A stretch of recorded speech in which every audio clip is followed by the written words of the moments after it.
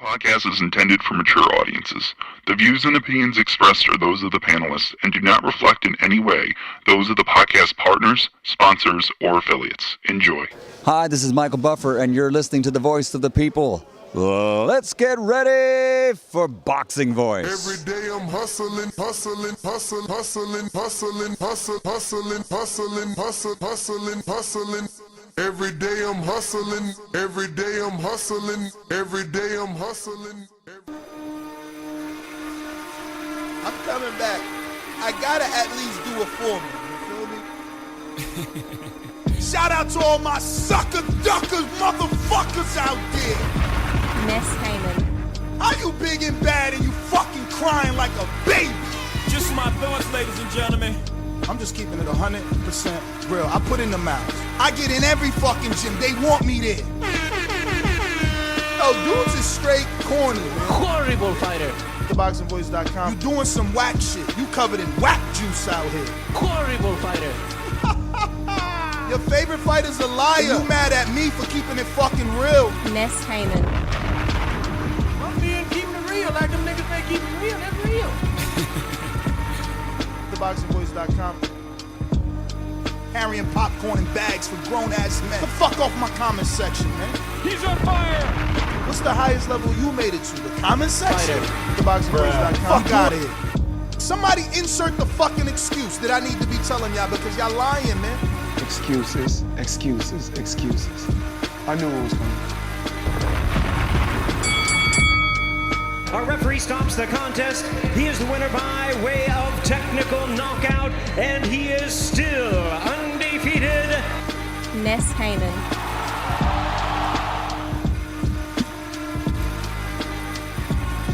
This message was brought to you by SDS Promotions.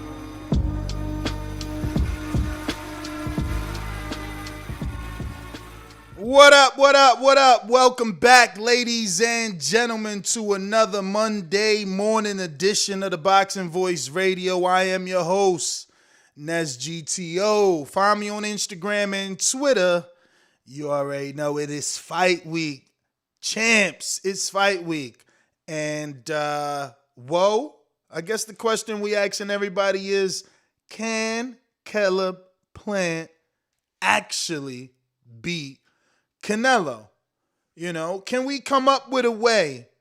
Can we come up with a plan? Does he have the physical attributes? You know, can he get it done? What's the probability? Because we keep seeing over and over that when we think we know in boxing, boxing teaches us something totally different. You know, we seen that with Josue Vargas. He was the favorite. He was expected to win. And he got iced in that first round. You know, boxing is just different. Super different. And it's fight week for one of the biggest fights of the year. You know, we've had a very, very blessed fourth quarter, let me tell you. You know, we've gotten pretty much every big name in the sport has been active. You know, pretty much every big name in the sport has been active. We're talking, you know, the likes of obviously Canelo, who's going to be fighting on Saturday. You know, AJ, another A-side big name. Fury, Wilder, two more huge names. We were robbed of our Dylan White fight, and you know, he is a big name. We were robbed of that opportunity. But, you know, we've gotten a lot of big names in this fourth quarter. You know, we still got Bud and Crawford. We got Jerron, you know.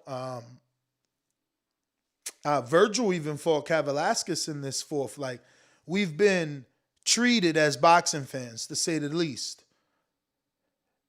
But I think that the cherry on top, while many may debate over whether it's Bud and Porter or Caleb and Canelo because of the history that will be in the making, you know?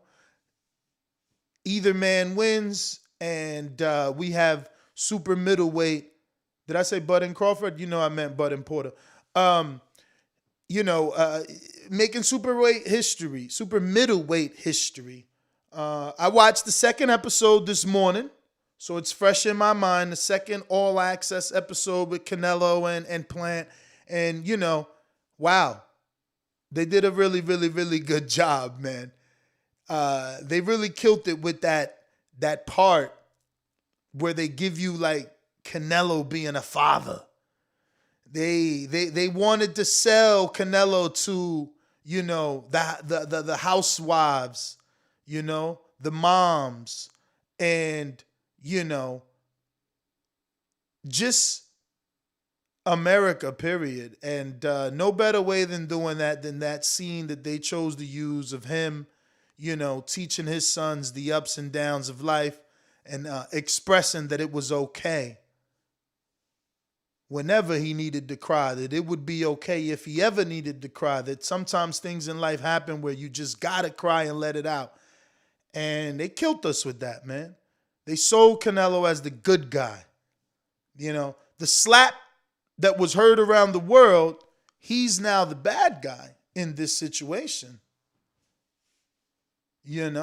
So, look, Batman, if you're talking to me, my McGee pick was based off heart. I was very clear on that. I never said she had a legit shot due to skill or anything like that. I said, she sold me, just like the Plant story is selling me. I love All Access. I'm a sucker for the casual fan shit. I watched that All Access this morning. I was just in love. I was in love with the way that Jordan Plant looks at Caleb Plant. I'm like, damn, that's a rider. She loves her man. I was pleased that they gave us a story on Jordan, that she, in her own right, was an athlete and trained with Coach Larry Wade. So that's how they met, which was dope, She was a Division 1 or 4 or something, I don't know, A track star for UNLV. So that was dope, I like seeing that they showed Caleb's house, and in the house he has his own, I think it's called hyperbaric chamber, and that he added that to this camp. So that's new, so that was intriguing. Canelo's golf cart, right? Like, damn, my man loves him some golf. He got a souped up golf cart. None of his boys had golf carts like his, man. His shit felt like it was a Tesla golf cart or something, right?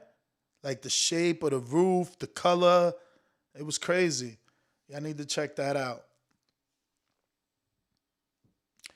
Rod, the exact opposite. Deep down inside, she believes in her husband. Up until this point, Jordan Plant made it clear on All Access that, what he said he's going to do, he's done. So I know that you want to be negative and funny at the same time and say that she needs, she knows deep down inside her husband's going to lose, but the truth is, she said the opposite. Now, obviously, she's supposed to say that is going to be your defense, but she said the opposite. And, she's there to sell tickets too. That's why they include them, to get the women to click. She's getting the women to relate to her husband by being there and helping with the story. And she got me to believe, but I've already believed in Plant. But hearing her say that throughout the years, he sets out these goals and he's been knocking them out, that's impressive. To hear Coach Larry Wade say that when he met Plant said to him he wanted to be his hardest worker.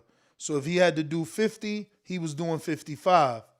You understand? If he wanted him to run for 10 minutes, he was going to run for 12 minutes. So that's what has me excited, that someone finally is on Canelo's level in the sense of training, right? Like, I don't foresee Caleb tiring out. I could see him not having the manpower, or should I say gunpowder, power, the arsenal is there, but, are they 22s? Are they 40 Glocks? Are they 405s? Is it a Dazn? Like when he hits you, what is it feeling like? It's not that he don't got the combinations and he don't have that he can't put it together. Is it gonna bother Canelo? Watching that Caleb Truex fight back, he got a magnificent jab, Caleb does, but it could be confused for pity patty. I'm not in there getting hit, so I don't want to call it pity patty, but it could be confused for that, But the question is, can Caleb Plant win? And if so, what's his best game plan? What's his best opportunity at winning? How does he get it done? Because watching that Golovkin fight, bro, Canelo stood right in the pocket. He did zero running, So is it better to get on your bike, the Laura game plan? Because it ain't work for Laura. Yeah, I know everybody's saying 8 because Canelo said 8. Oh, laugh out loud. Plant getting KO'd in 8. Yeah, he Mystic Mac now. He's Mystic Mac now, He can call rounds. We'll see. I'm betting the decision. I'm telling y'all right now. Will this fight go to distance? That's a safe bet. That's a super duper safe bet. To me, I don't see him knocking out Caleb Plant. But then again, I didn't expect Zepeda. I did not expect. We all know that I wondered would he do what he did to Vargas, but I never imagined it would look the way that it looked. So that was different to me. But I feel like a decision for Alvarez is a safe pick, man. It's a safe pick. Just remember, what's his name? Josue Vargas was the favorite last week and still lost. So, boxing shows you time and time again that what you think is going to happen may not happen.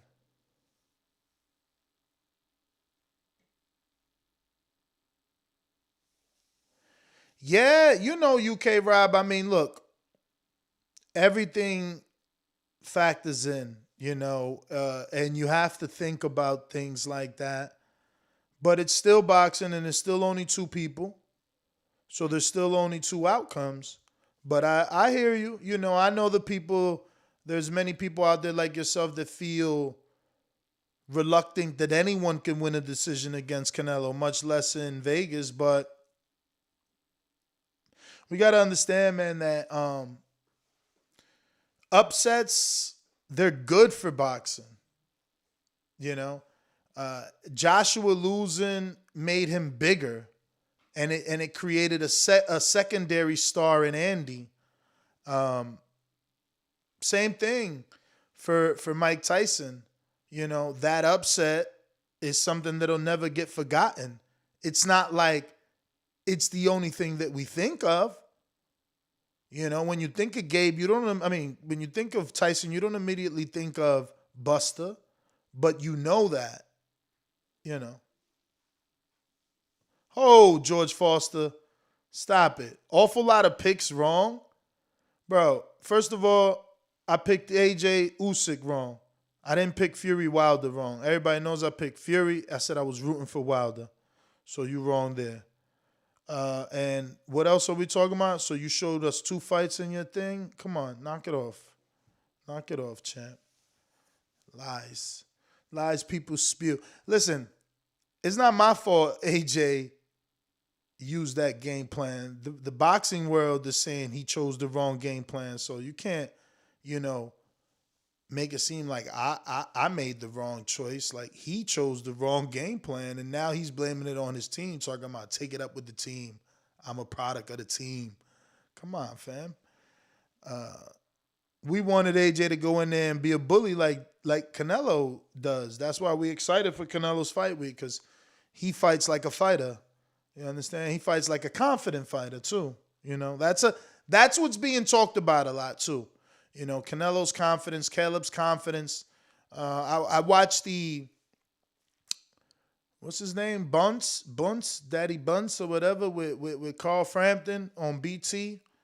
And there's rumors that Dazn is buying BT. That's crazy.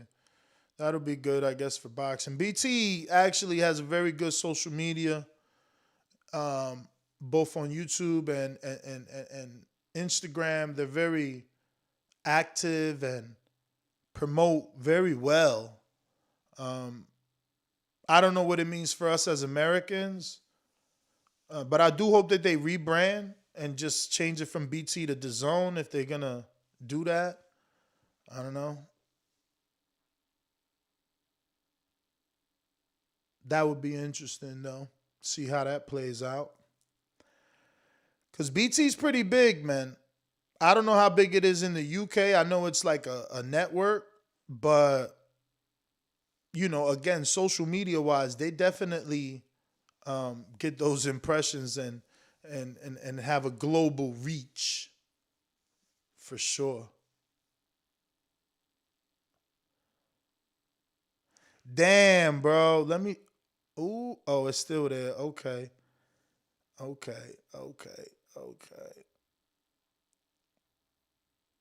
Plant is still there and available by decision.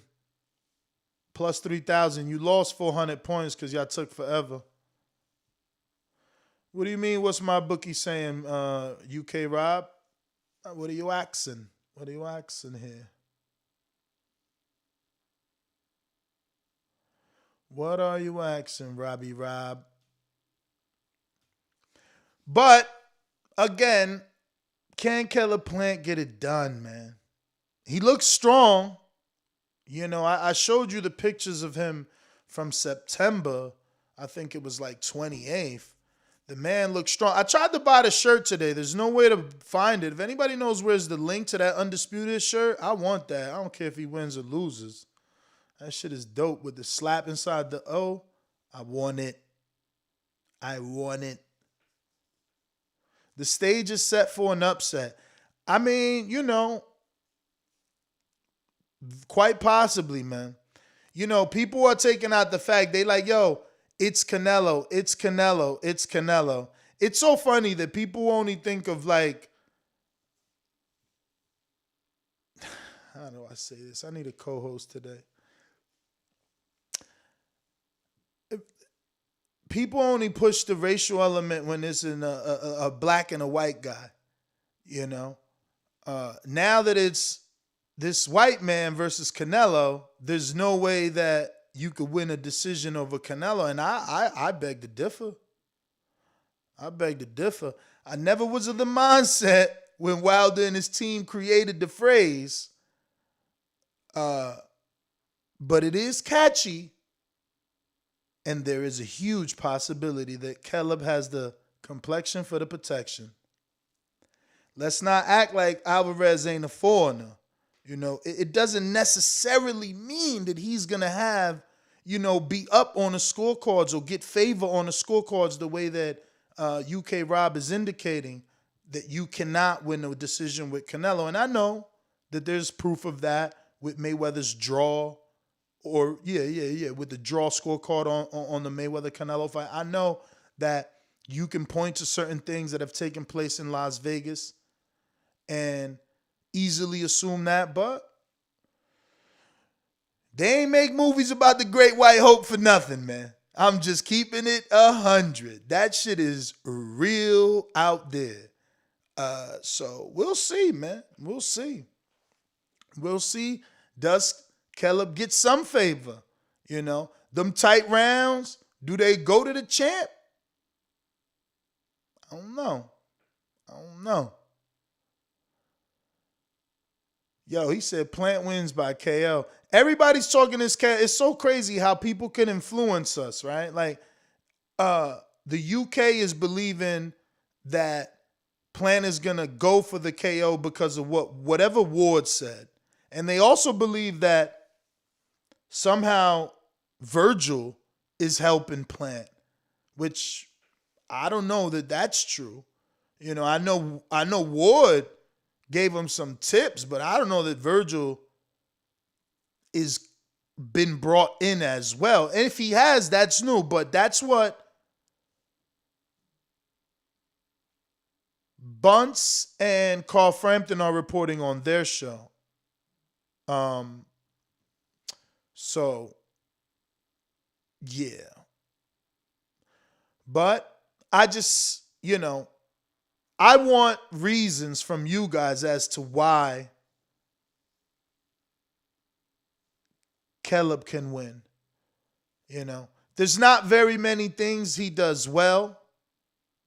Or excuse me, that was phrased totally wrong. There's not very many things that he does better than Canelo. I think the jab and hopefully the movement would be better than Canelo's. But ultimately, we've seen his jab and movement versus a different level of opposition. Truax, Uzcategui, they're not Canelo. And I get that. But, if we're checking boxes, I think the jab, I think he has better jab than Canelo. I think he has better footwork. Now, I guess that could be debated because Canelo's like a total package he's got footwork and the lateral movement, which, but some people argue that he's flat-footed, that he's moving less, and that's why he's implemented so much lateral movement and waist movement, but I think that that Caleb has better footwork, better wheels, It's what I used to like to say about Thurman and Algieri. Better wheels. Like, I know Algieri may not, when you think him, you may not believe that or see that. But he didn't get stopped by Pacquiao, and he got mad hard. He went down 6 times. His legs helped him tremendously in the Ruslan Pavatnikov fight. And Thurman's legs helped him tremendously in the Pacquiao and in the Collazo fight.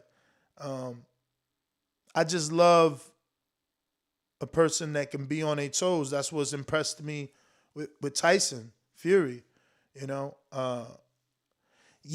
Fight to go to distance on my bookie is about 170, not 175, but that's a safe bet because you're not betting on the win. You're not betting on the outcome.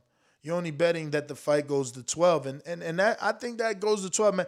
Listen, I'm at least recommending that you cover both. Just cover both because, there's a lot of people getting caught up in Canelo stopping Plant, but he didn't stop Callum Smith. He didn't stop Daniel Jacobs. And look at Caleb.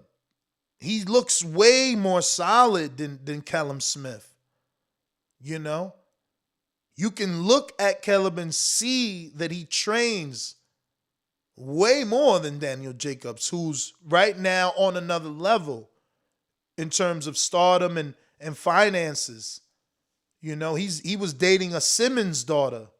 So he had a little less time to be as focused as Keller because he's already achieved and attained so much. Yeah, he stopped Billy Joe. But you know how I feel about that, ignorant boxing. You know, come on. My man, I can't back a dude that believes another man can beat him and beat his opponent on the same night. Like, he said that statement. And then I you know, I can't take it out of my mind that in retrospect, Billy has retired. I just none of that sits well with me. It just shows that Plant and Billy aren't the same, that Billy is soft in some sort of way. You know? Mentally, maybe. He's the one that said he would lose to Golovkin, and so would Eubank on the same night.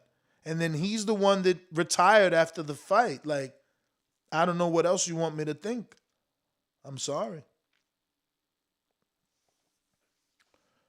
You know?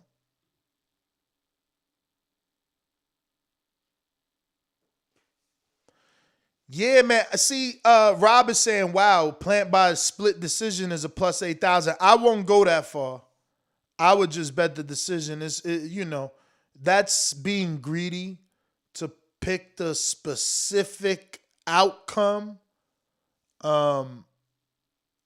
Too much to ask the boxing gods to bless you with. You know, where picking the decision or picking the fight goes the distance covers you for both of those, you know. But for Canelo, obviously, I'm going to say lateral movement, that waist movement. That's what he does better. He has a better chin, right? And I'm only basing that off, obviously, Canelo being in with the tougher opposition and never being down. You know, we haven't seen Plant get hit from a real guy yet like that. Like, obviously, Ustategi's a puncher or considered one, but he ain't Plant. I mean, he ain't Canelo. And he ain't some of the dudes Canelo done fought, man.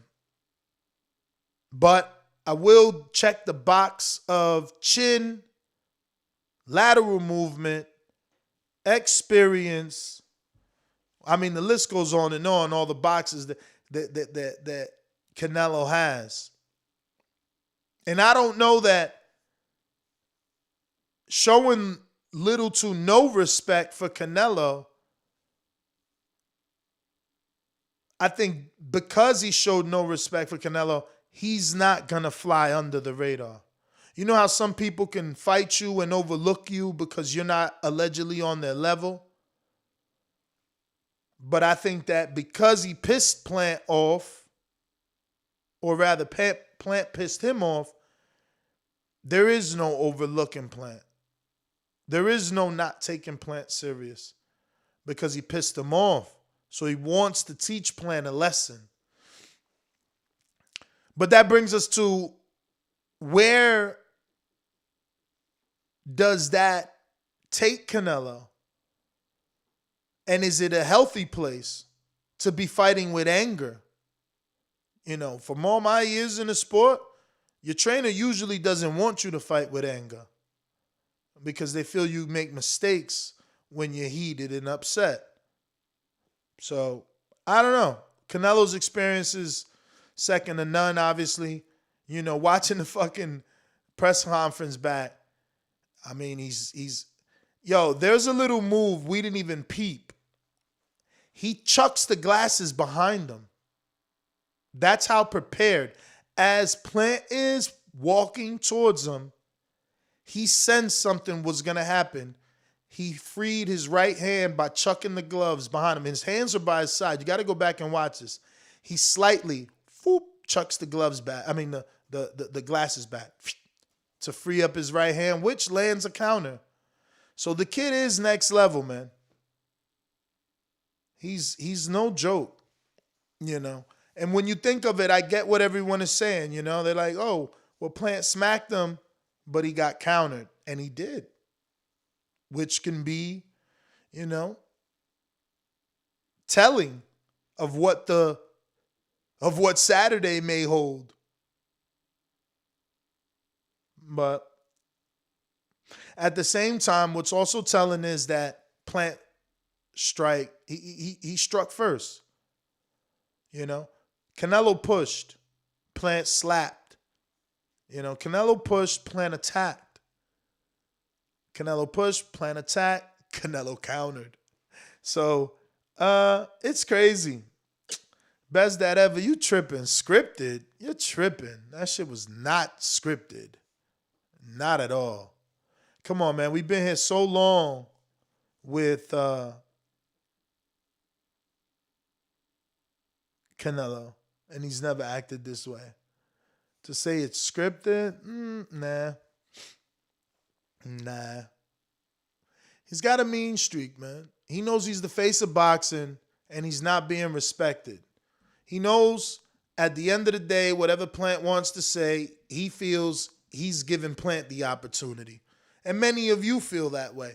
Many of you feel it should be whatever Canelo wants, how he wants it, because he's given Plant the payday. So I think it rubs him the wrong way that Plant isn't here saying Canelo is king, and instead he's saying Canelo's a drug cheat. I think he's getting under his skin, but he's also motivating Canelo a lot, which could be dangerous. But I cannot wait for Saturday. I think it's going to be so exciting, surprising, eventful, but historic. I'm not going to flip-flop either. I'm going to continue to roll with Plant because the last 2 weeks have shown me that I've been right. Even though we call betting experts and they told you to bet on Fowler, I was right with Liam. Even though I chose to ask a bunch of people about Cepeda, I was fucking right with Cepeda. I'm going to stick to my guns, man. It happened to Tyson. It happened to AJ. It happens. Someone always flies under the radar.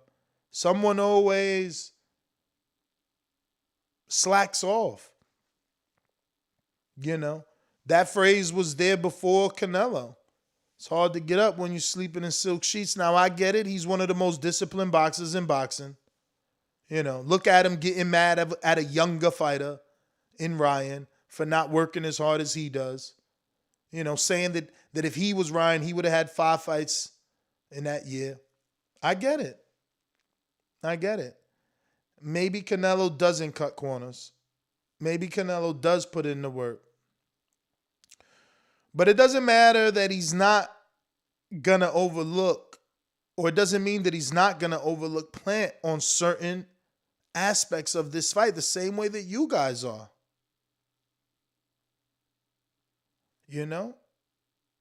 You guys are underestimating Plant. You guys think he can't punch, just like we all thought Tyson couldn't punch. We all thought that. We all believed Wilder a pillow fist. We believed it. Just saying, man. I'm just saying. We believed he was a pillow fist. And should we still be thinking that Caleb is a pillow fist when we went into the motherfucking fight with Ustadagi thinking that and he put him down twice? Should we still not be giving Caleb credit for power? Can he not have come into his own, grew into his body, got his man strength? All these phrases in boxing, none of those count for Caleb Plant. But I love it, man. That plus 3,000, that shit is locked in. That shit is locked in. 10 gets you 300. 100 gets you 3,000. 1,000 gets you motherfucking, what? 30,000 some shit? I want all that. I'm taking all that. I don't care what nobody say. That's an easy. See, I just seen. I'm a boxer first. Like I pick boxers first. I like boxers You know, that's evident. I've always liked Lundy, you know. If you go back to my early shows, I always liked Crawford's boxing ability, you know. Khan, I never really respected his boxing because it's like he did so many things right, but he was always a punch away, so it was hard to appreciate his skill for me. But Floyd, you know, boxers first. I've always been boxer first. I never got wrapped up in the power punches until Wilder. And it was because I was going to his camp. If I wasn't allowed in his camp and he was just knocking out the dudes that he was knocking out, I wouldn't have believed in Wilder as hard as I did. I believed in Wilder as hard as I did because I seen him in camp doing the same shit on TV in camp to multiple people in the same day. You understand? So it was different. It's easy to believe in that power. That shit is abnormal. It's the last fight proved that he put Fury back down 2 more times, man. You know, his power is real. So I it's easy to fall for that. But other than that, you know, you go through my picks. I've always picked boxers, you know. I never picked against Billy Joe. Never picked against Andre. I'm pretty sure I picked Tony Harrison over Charlo and over Willie Nelson, even though he lost to Willie. I'm just a boxer first. I like dudes that can move. I mean, fuck, when I fight, I call myself Young Ali. I ain't calling myself motherfucking Mike Tyson. I prefer boxers. I think it's more intelligent to be a boxer than to be a brawler. You know, in boxing, we got these phrases, and it's called gears. A brawler doesn't have gears. He could just grind you out. That's what he does. You know, a boxer has gears. He can punch. He can exchange. He can move. He can pivot. He just has more tools. You know, it's that simple for me. So, pick and plant isn't foreign for me. I like boxers. I like Thurman. I like Algieri. I like boxers. Really like boxers. Especially those that they can get on the toes. I need you to have good set of wheels because legs get you out of danger. You know, Floyd didn't only do shoulder rolls and clinch. He used his feet when he had to change directions. You know, that's why I like Fury. Foot stomp. You know, the foot stomp feint he does. It's like you gotta have tools, man. You gotta have tools. You can't just be some dude that can punch. And I'm not saying that's Canelo. Obviously, my man got tools for days. You know, he got tools for days. Now, Canelo's not a brawler, my friend. You are confused. Mr. What is your name? D. Locky? You are confused. He's not a brawler. He's not a brawler. I mean, he sets you up. He set Khan up. Everybody thought Khan was up on the scorecards. He set him up. You know? It's not just a brawler. He's good. And he punches in combinations, man. I watched a lot of his fights over these last couple of days. He throws 4-punch combinations at times. You know? Doubles up left hooks upstairs, downstairs. Doubles up uppercuts upstairs, downstairs. He's quite impressive. You know? I think if anything's going to get Plant, it's that when Plant throws a 1 or a 2, Canelo's going to be throwing a 3 or a 4. It's just that, you know, it's and by that I mean punch combinations, not the actual 3 or the 4. Like if you're a pad man and shit. Yeah, he punches in combinations, bro. I was watching the Trout fight. Not that I needed to, right? Because he's a southpaw, but, you know, after yesterday, refreshing the memory and realizing that was a unification, I went back and watched it because, Trout, we was cool. I mean, we still super duper cool with Trout. He might come to the fights, but we was tight with Trout back then, so that was a huge fight for him. Obviously, the Miguel Cotto fight was huge, but that was a huge fight for him. And man, Canelo put it on him in that fight, bro. He does hit hard. And that was a unification that went,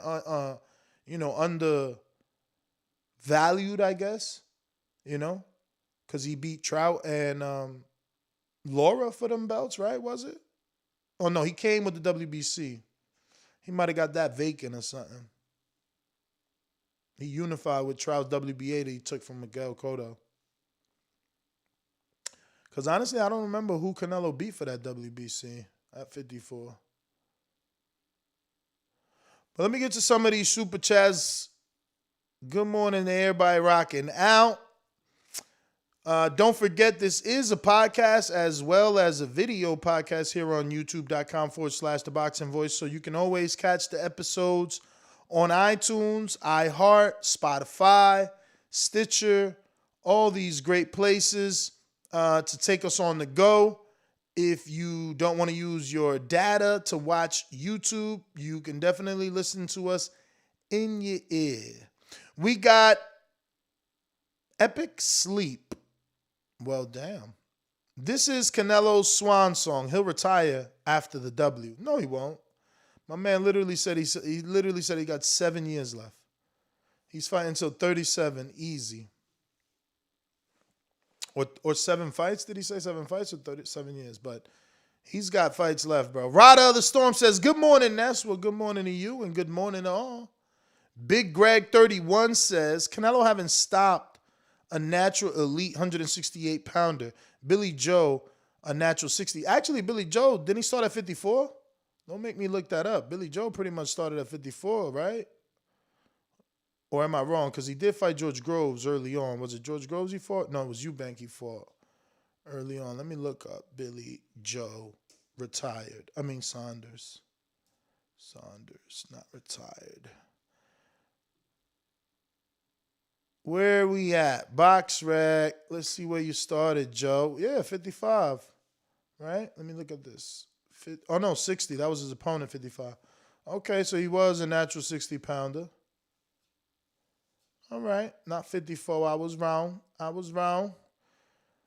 But you're right to the super chatter. He hasn't stopped a natural 68-pounder. He didn't stop the smaller 154-pounder moving up, Daniel Jacobs. I just keep saying that. The dudes that are built different, they don't even got to start at a natural weight, at a naturally higher weight than him. They just got to be tough. Like, they got to be winners. Daniel Jacobs was a winner, so he ain't get stopped. You know what I mean? Did he even stop Trout, man? Let me go. I'm going to pull up Canelo because y'all got me upset now. He ain't even stopped Trout, did he? Go back to that.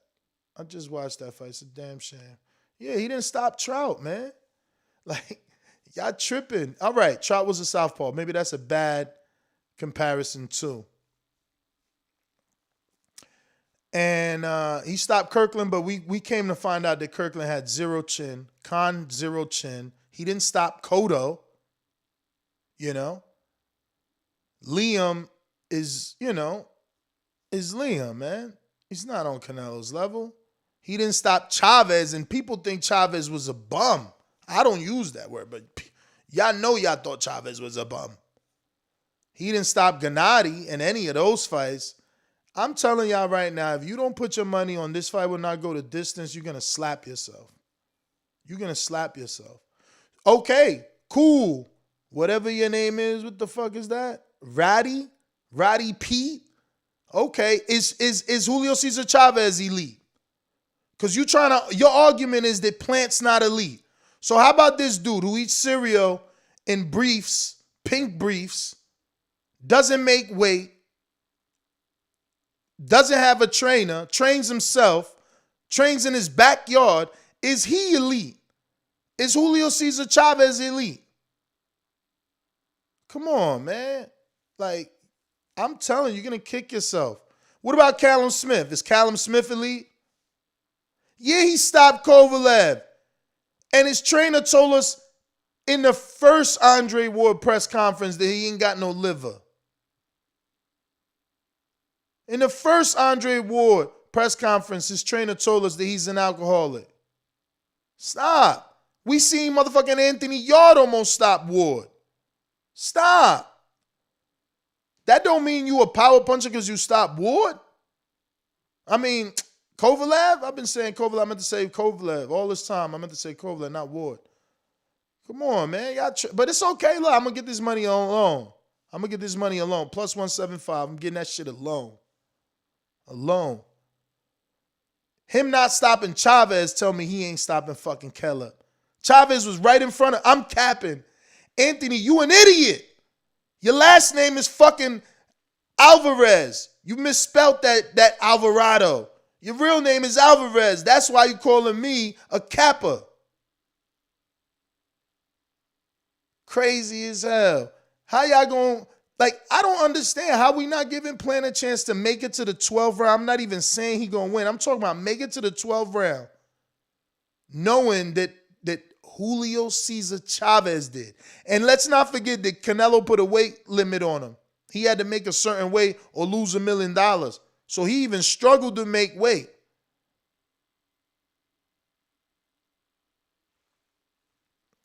Where my money at? Okay. You gonna see. You gonna see. You gonna see this betting slip when I win. You think I'm not gonna put money on Keller Plant? You fucking weird.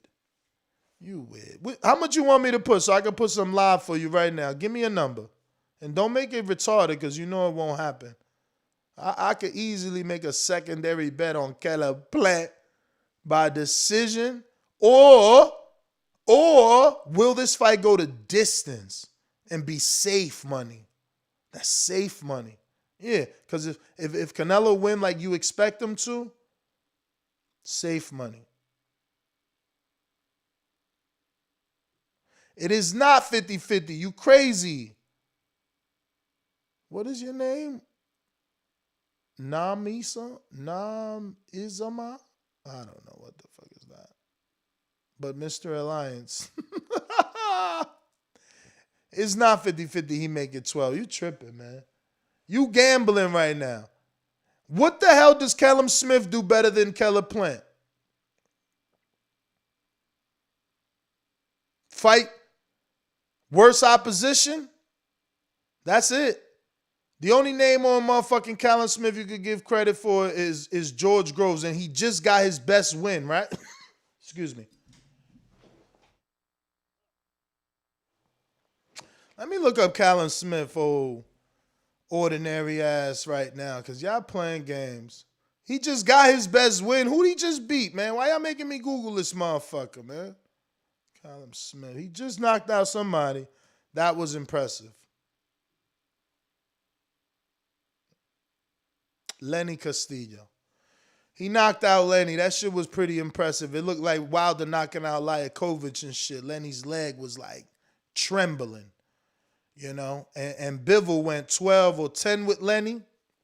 And Lenny is Lenin Castillo, a Dominican 175-pounder. Callum moves up in that first fight and gets a knockout over a legit, and by legit, I mean a natural 175-pounder. I don't mean legit like a contender.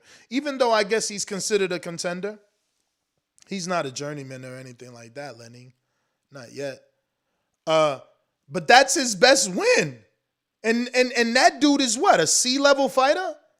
And okay, so that might not be his best win, actually. George Groves still remains his best win. But that's it. Like, that's who. So when people look at Plant's resume and they're like, oh, this guy ain't fought. No, he ain't being. Who the fuck did Liam Smith fight? Right? But he made it to 12. But guess what? Liam's biggest win isn't better than Caleb's biggest win, because George Groves was on his last leg and we knew that. Plus, he'd been knocked out 2 times before by Carl Froch. But not Ustatigi. And both men had losses going into their championship fights. And by both men, I mean the losers in Groves and Ustatsegi. But who was more dangerous? Who was considered more dangerous? Was George Groves considered more dangerous? Or was Ustatsegi considered more dangerous? You understand? So Callum Smith was able to last 12 with Canelo with a broken arm. He had one less arm to block with and still lasted 12. Yet people want me not to believe that Caleb can do it, which is crazy. I don't understand how we're still arguing this shit on fight week, whether or not he can make it 12. Y'all silly as hell, and y'all gonna regret it.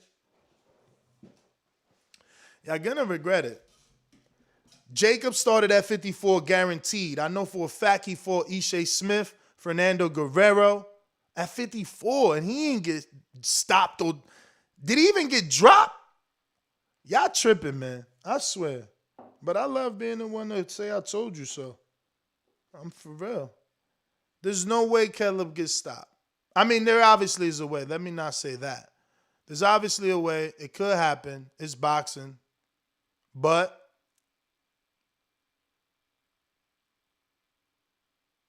that's right. Look at that. Somebody just sent me their betting slip. They picked Caleb Plant money line. Like, I ain't telling you pick him by the win. I'm saying decision. I mean, you could pick him by decision because it's paying too much. You should have picked him by decision versus money line because, you know, if he gonna do it, he ain't gonna knock out Canelo. That would be epic. That would be AJ Ruiz all over again. I'm realistic. I think that the probability of a knockout is extremely low, while the probability of a decision is higher than the probability of him getting a knockout. I'm not saying the probability of Caleb winning a decision is high. I'm saying the probability of him winning by decision is way higher than him winning by knockout. If he's going to get it done, it's going to be by decision. Whether you think he can't get a decision in Vegas and all this mumbo jumbo, that's cool. I don't foresee a knockout. But if he knocks out Canelo, that would be like epic for him. I mean, his life changes. Just like Andy. You know, that life changed. So it's interesting.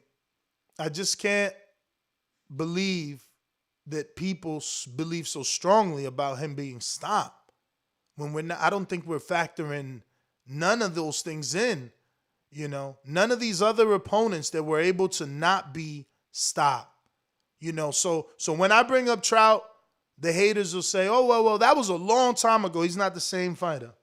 Cool. So then Callum, oh no, that, you know, it's his first tall fighter. Like what is the excuse, you know? If you couldn't knock out Trout almost 10 years ago, then you couldn't knock out Jacobs a few years ago, and you couldn't knock out Callum last year, I mean, what are we really debating here? I mean, who's his biggest knockouts come to anyway? Smaller men, you know? Yeah, I give him credit, all the credit in the world for moving up to 75 and doing what he did to Kovalev, but, you know, it's Kovalev. We cannot not think about the damage that he's done to his career. You know? Canelo's being strategic. Same thing I'm telling Boots Ennis and his team to do. Be strategic. Go for the IBF. It was strategic when he took on Kovalev. He seen Anthony Yard almost do it. You understand? So it's different. It's different, but no Golovkin knockdowns. No Golovkin knockdowns. Like, he ain't knocked Golovkin down in 24 rounds.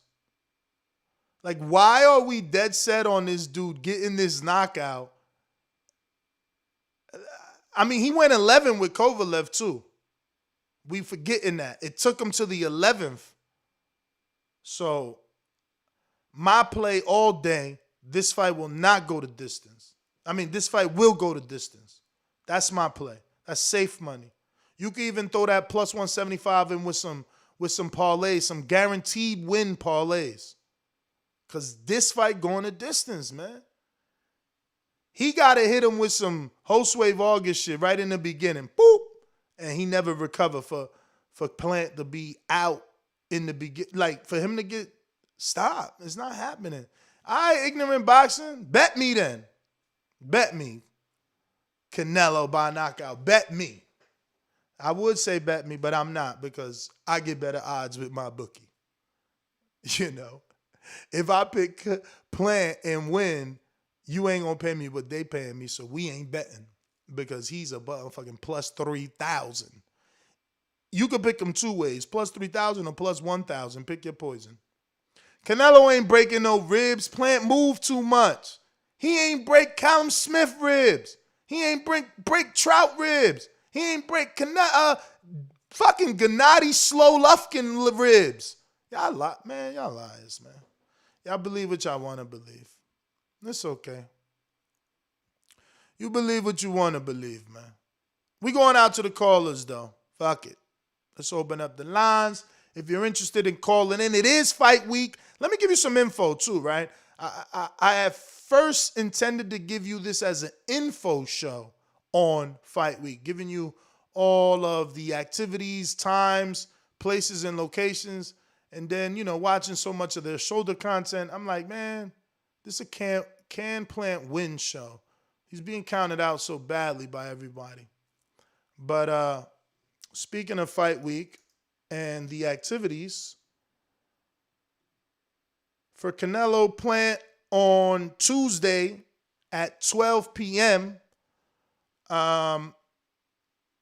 actually at 2:30 p.m., main event Grand Rivals. Main event Grand Rivals. So it is media only, but obviously you can show up to the MGM Grand Arena, catch them in the, you know, when they're coming in and when coming out. It's 2:30. On Wednesday will be the main event final press conference featuring Canelo Alvarez and Caleb Plant, but it's media only. It's closed to the public. So that's two events closed to the public rather than generate interest. Then they got Thursday. And again, on Wednesday, the main event final press conference will be, and these are all Pacific Standard Times. These are all West Coast times. The main event final press conference will be at, the location is MGM Grand Garden Arena, but it's closed to the public, but you'll see plenty of stragglers around. Doors open for the press conference to begin at 2 p.m. They're starting 2 p.m. It'll be streamed live. Then on Thursday, you'll have the Showtime pay-per-view undercard final press conference where you'll get Anthony Durrell, Marcos Madman Hernandez, Rave August, Leonard Baez, and the Dominican formerly with Top Rank, cut after his loss to Kenneth Sims Jr., Elvis Rodriguez, and also you get Juan Pablo Romero. Very poor undercard, but it is what it is. That's going to begin at 11 a.m. 11 a.m. for the undercard, also closed to the public. So they're not trying to generate any interest. But on Friday,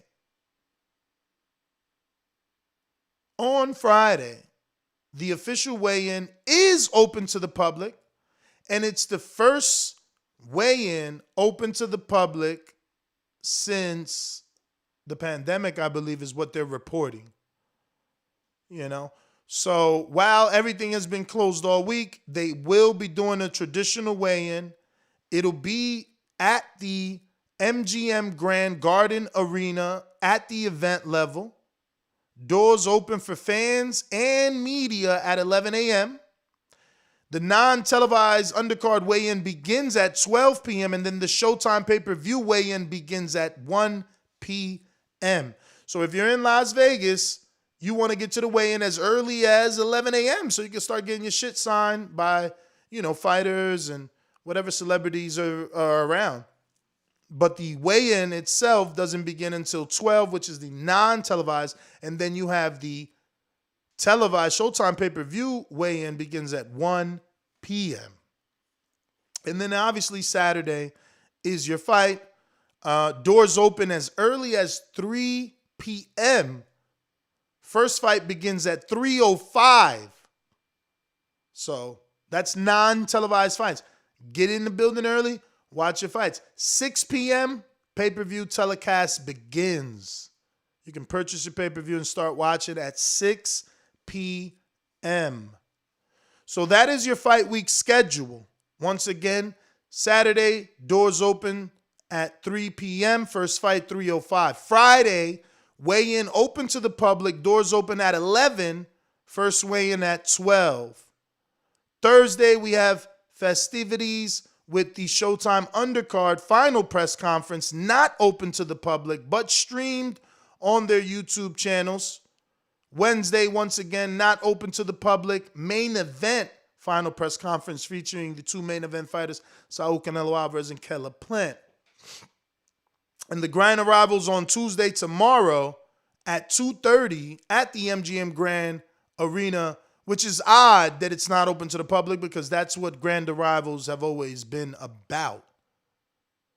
But yeah, let's get out to the callers. Wanted to give you that information for anybody traveling to watch this fight live. Salute to you.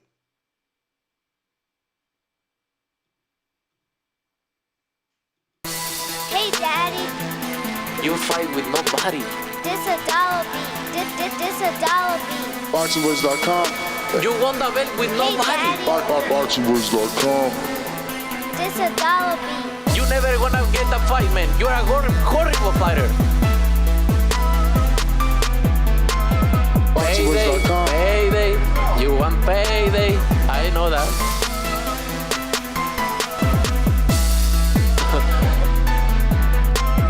Oh, look this guy. There's a plan to go for the belt, and I'm coming, man. I'm coming, my friend. Get the fuck out of here, man. Please, get the fuck out of here, man. BoxingWords.com. Because I'm gonna fuck you out right now, motherfucker. BoxingWords.com.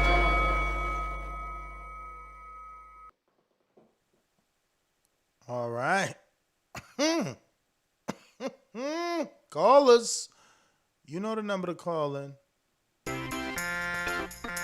These calls are brought to you by Big Rigs Trucking Agency, experts for all your insurance and trucking needs. For quotes and consultations, visit us at brtagency.com or contact us at 908-943-6918.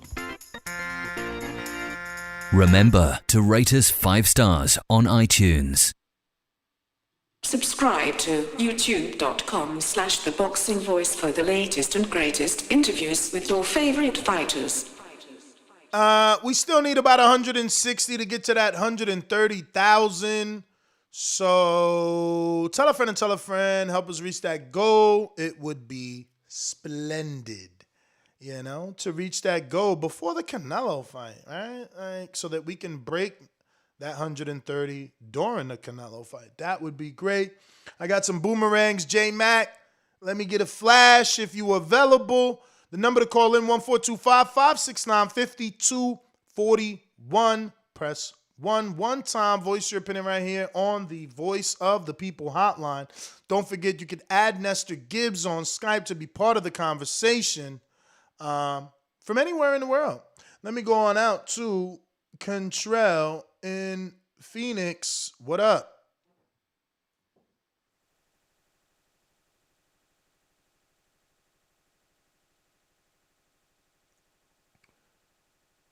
Let me see. Contrell, what up? All right, there we go. Good morning, Lex. You doing all right? I'm good, and yourself? I'm good, man. So you raised a valid question. I can see Caleb Plant not getting stopped, but I can't see him getting cut real easy. I think it's just going to depend on where the cut come from, because you got to think, man, Canelo blew on just a little bit, and he got cut. granted he had on glasses, but I do think that's a good bet. I might take your bet, man. I might take your bet, but I can see Caleb Plant giving it his all, not getting stopped. Yeah, man. I mean, look, it's a safe bet to pick the fight by decision. You're not picking Caleb Plant to win. You're not picking Canelo. Just that the fight makes it 12. It's a plus 175, which means, you know, you put 100, you bring back home $275. It's pretty safe when you consider the fact that Canelo's biggest stoppage is Kovalev, who is, you know, obviously a guy that we know doesn't take boxing serious. His trainer outed him. His trainer said he doesn't train. His trainer said he doesn't have, you know, stamina. His trainer said he drinks and abuses alcohol. I'm not discrediting Canelo. He still gets, you know, a boatload of credit from me for that knockout because he moved up. He started his career at 140. So you always going to get credit from me for that. But there's an asterisk next to it. I know what happened. You understand? I don't know. I don't know why people think he's stopping Caleb Plant. This is just crazy to me. I mean, I can see Caleb Plant getting like cut, but I don't think I can see him getting stopped. Not in this fight. Canelo is on one, but I just don't think I just don't see it. So I do agree with you, man. Yo, you know what? I'm gonna take that bet. If I win some money, I'm gonna super chat you, man. Yeah, I'm gonna really super chat you, but appreciate it, champ. I appreciate that. Thank you. Listen, I'm telling you guys, look, again, you know, when we talk betting here, it's not about who is smarter, who knows more. We trying to help each other. We all want to win. We all want to win. And, you know, with bets, you can make multiple bets. Like, you don't just got to pick Canelo to win. It's called hedging, you know. This is and Canelo doesn't have to know. You don't have to feel guilty because you didn't pick your favorite fighter. Like, betting that this fight goes the distance isn't saying Canelo's winning. It isn't saying Plant's winning. It's just saying it's going 12 rounds, fellas. And it's a safe bet. You know, a hundo, like I said, look, you get that 170 plus your 100 back, which is 270. It's just, you might as well. It's a safe bet. He didn't knock out Callum Smith, who was missing an arm. He literally had one less arm to defend with, and he didn't go. Trout, he didn't go. Gennady in 24 rounds, he didn't even get dropped. Like, you guys are out here wishing on a star, and I'm trying to tell you, don't do it. I'm trying to just give you advice. Go to mybookie.ag, use the code BETTBV, lock this plus 170 before it drops. It was literally, if you check my pre-pro, Rob texted me this morning and said it was 175. It's already at 170 because there's a lot of other smarter people than you putting money on it. So that means it goes down. We just started talking about it. It was 175. Rob text right in the pre-pro. He says plus 175. And I already got it at, I'm showing you right here on the screen share, plus 170. It's moving. The line's moving because ain't nobody stupid. Only stupid people, you know, are not going to at least drop $5 on this. You know what I'm saying? He ain't knock out Trout. Did he knock out Laura? Like, you know what I mean? Let's stop lying because it's fight week. Like, it's still a great fight. We don't have to act like he's going to knock him out. Canelo's still a great fighter if he doesn't knock him out, you know? But the probability of a knockout isn't as likely as you guys are trying to make it out to be. But I can't wait. Saturday night, 6 days away, 5 nights in a wake-up. We here. We're going to be talking Canelo all week long, all night. Yes, let me get to Jesse Hernandez. Fat $10 super chat. Thank you. Thank you. He says, Ness, if Canelo can fight after negotiating the cartels to get his brother back, what makes you think he won't be able to fight with anger? I don't think it will bother him one bit. King Canelo emoji. Good point. I can't even debate that shit. I forgot all about that. I remember they just told us that news, that he was negotiating the return of his brother. That's some bullshit. I can't. Listen, there's a lot of stuff that I love Canelo for. I just started back. I used to hate on Canelo very early when he was a 147-pounder. He moved to 54, did what he done, beat my guy Trout. I started respecting him, giving him tons of credit since then. And I just lost slight respect with the negotiations in this fight. You know, you got guys like Loma out there who really believed in themselves, you know, and said, fuck it. No rematch for him, no rematch for me. Canelo showed us doubt, and that's another reason why he ain't getting no knockout. You wanted a rematch. Loma said no rematch. You wanted a rematch. It don't matter what no one else says. It's funny, because per fighter, things change, right? Haney wants a rematch. All the Jojo Diaz Mexican fans are on his live last night, calling Haney all names. He's a bitch. You know, you're going to have to beat him. You're going to have to do it twice now, Holmes. I got to beat him twice, Holmes. I'm going to beat him twice. He a bitch. But Canelo ain't no bitch. Canelo's, no, he's the face of boxing. He's smart. Oh, good business. Oh, get the dick out your mouth. You understand what I'm saying? Stop. You guys lying. What's good for the goose is good for the gander. Is either Loma is badass for believing in himself and not having a rematch clause, or Canelo is being safe. There's doubt in his mind. It's very simple. Can't be both. Best dad ever. Just found out Canelo is God. Inspector Gadget, Zeus, Hercules, Superman, Shazam. I guess Canelo is unbeatable after all. Laugh out loud. Plant by decision. Sly face emoji. X at me. X emoji. What it means? What do you mean? Oh, so was he canceling at me? No. Sly. What could your red emoji with the X stand for? I don't know. But whatever. The point is he's picking Plant. And I'm not here to change y'all mind. Again, the safe pick is no, Loma wants a rematch now. Yeah, but what I'm saying is he didn't have doubt in his mind at the time of the fight, unlike Canelo, who insisted on a one-way rematch. See the difference there? But when Devin has a one-way rematch with Diaz Jr., Joseph, he's being called a bitch. Oh shit, JB Cinema, member for 1 year. He says, it hurts my heart. Oh no, it hurts my feelings. My 12-month super chat was skipped. What are you talking about? It's right here. How did it get skipped? It literally just said, let me screenshot this. It literally says right there, 1 year member today. So I didn't skip it. If it's this one, it says it right here. 1 year member today. To this day. But shout out to you for being a member for a year. We appreciate you, mi hermano. Gracias. You know, I love what I do, and I can only, hope that you guys love to be here. So I appreciate each and every one of you. Oh, wow. What country is this? I'm going to have to look this up. SEK. What in the fuck? Germany. Okay, champ. What y'all using out there? Is it Sweden? What's your currency out there? Corona. Yeah, that might be him. Let me see. This is so funny. Yeah, KRs, 50 KRs. What's the equivalent of that? Like, I don't really care. It comes up funny. It's like SEKKR instead of like USD or GBP.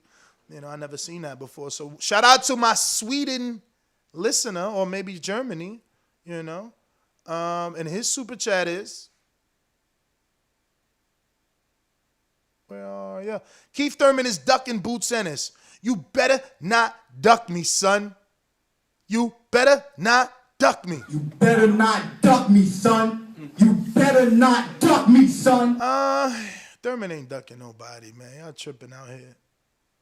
Thurman does not need to fight Jerome Boots Ennis off of 2 years off. If that's the fight you want, well, then you're secretly trying to disguise yourself as a boxing fan, and you are literally just a Boots fan, and you're desperately searching for a valid name to put on his resume, so you're trying to ensure the win by giving him a broken bird that hasn't fought in 2 years. Let that man's wings heal and then come back. He deserves a Rashidi Ellis, a Mikey Garcia, Jesse Vargas off the Mikey loss. You know, he hasn't fought since then, right? Like, he needs that. He needs another dude that's been out too. Like, all you dudes trying to match Thurman with a current welterweight, you just want to see his downfall. You pray, pray, and pray on my downfall. We got Epic Sleep back with another one. He says, seems like 2021 you switched sides on Canelo overnight. How did Canelo hurt you? Did they deny an interview for you? What did the bad man do to you? I just told you. He switched up him. He used to be this badass Mexicano with you know, big-ass balls, or how they say, chingons, right? That's how he was, but then he turned into a hypocrite overnight. He was literally out here calling Daniel Jacobs a motherfucker. Que chinga tu madre. I'm Dominican. I know exactly what that means. But now, fast forward 2 years later, oh, you to Mexicans, you can't say that. That hurt our feelings. That's not nice. You're gonna talk about my mother. Fuck out of here with that pussy shit. What's good for the goose is good for the gander. I've been saying that shit for years. So I do not switch sides. You switch sides. You let your man be a fucking hypocrite and you don't tell him nothing. You're not the type of friend I want. I don't want you as a friend. I want a real friend that's gonna be like, yo, Ness, you out here wilding. You know, you said this, now you saying this. Which one is it, bro? You know, you like hypocrites. I don't. He's a hypocrite. You ain't no bad man, but you want a one-way rematch. You ain't no bad man, but you lying that you ain't get smacked. I'm just saying, you know. It wasn't about an interview. It was about character. Character, you know. Don't blame the negotiations on Caleb Plant if you're the one that wants a one-way rematch, you know? You the one got these crazy clauses in your contract. I just keep the same energy and you guys don't like it because it's like I'm your best friend when I'm cheering for your favorite fighter. The minute that I'm not, I'm evil. But it's just that you're a hypocrite right along with Canelo because you don't care that he talked all that shit, but in that contract, when you break out the motherfucking magnifying glass, he wanted a one-way rematch. The pussy clause. That's the same shit AJ used for Wilder. Same shit AJ used for Dillian. Same shit AJ using to this day for everybody. Usyk, Andy. You know what I'm saying? We just different. We just different. If you want a rematch, give me a rematch. I got a belt. It's different. If I'm bringing a belt to the table, how the fuck do you get a rematch and I don't get a rematch? Why? But y'all was cool with that. But now Devin won a rematch and he's a bitch. I love it. I love it when boxing turns around and smacks hypocrites in the face, man. It's beautiful. Because when this fight was announced, I was called all names because I wasn't riding with Canelo because he was wanting his little rematch. But now here we are with Devin and Joseph, and the Mexicans all of a sudden, they got to change their heart. With Canelo, it's okay. With JoJo, Devin's a bitch because he wants a rematch. You got to do it twice, Holmes. You got to do it twice, SA. Fuck out of here. Hypocrites. And I'm going to be here. As long as YouTube don't cut my channel out, I'm going to be here to call y'all on y'all bullshit every day. Hypocrites is what you are. Carlos Diaz, he says, I'm betting the house on Canelo. Who wants some? I mean, you know, go ahead and bet the house on a casino and the bookies. Don't do no straight bets with people. Because if you believe in Canelo and you slightly believe in me, you know, or you want to gamble with me, you'd put your money on Canelo by decision, which is a plus 200. That's amazing odds because he ain't knocking fucking Plant out. Just saying. I hear you, Tommy. I hear you, Tommy. He did sit out for 2 years on an elbow injury. I hear you. But that's why. And that shouldn't be the name and his guess. Like, what are you getting from that? Oh, he beat Thurman. Oh, but it was 2 years inactive. Like, he wasn't the same Thurman. Like, why do you want that story? Why do you want that debate on your resume? Fuck that debate. Let Thurman get one, then get him. I'm not saying don't fight Thurman. I ain't protecting. I'm saying let Thurman get one, then get him. You know what I'm saying? Trying to set my boy Thurman up. Nah, not around here. We got his back. We got his back. Rich Mendez says, Keller Plant trainer said that Truax was drunk, didn't train, and had sex before the fight. And if he didn't, he acted like it. Huh? Send me a link, man. That sounds like a whole mouthful. I don't know. Send me a link to see if he really said that, bruv. Let me go out to these callers. So, J-Mac, you never told me, so you're going to sit on that boomerang. My town up in K-Town. Hey, Daddy, this a Dolla beat. I drink soda, I eat pizza, I hang out with chicks all day. These fighters still can't beat me. They fighting every day, they in the gym every day. Just give me 6 weeks, and I got it. BoxingVoice.com.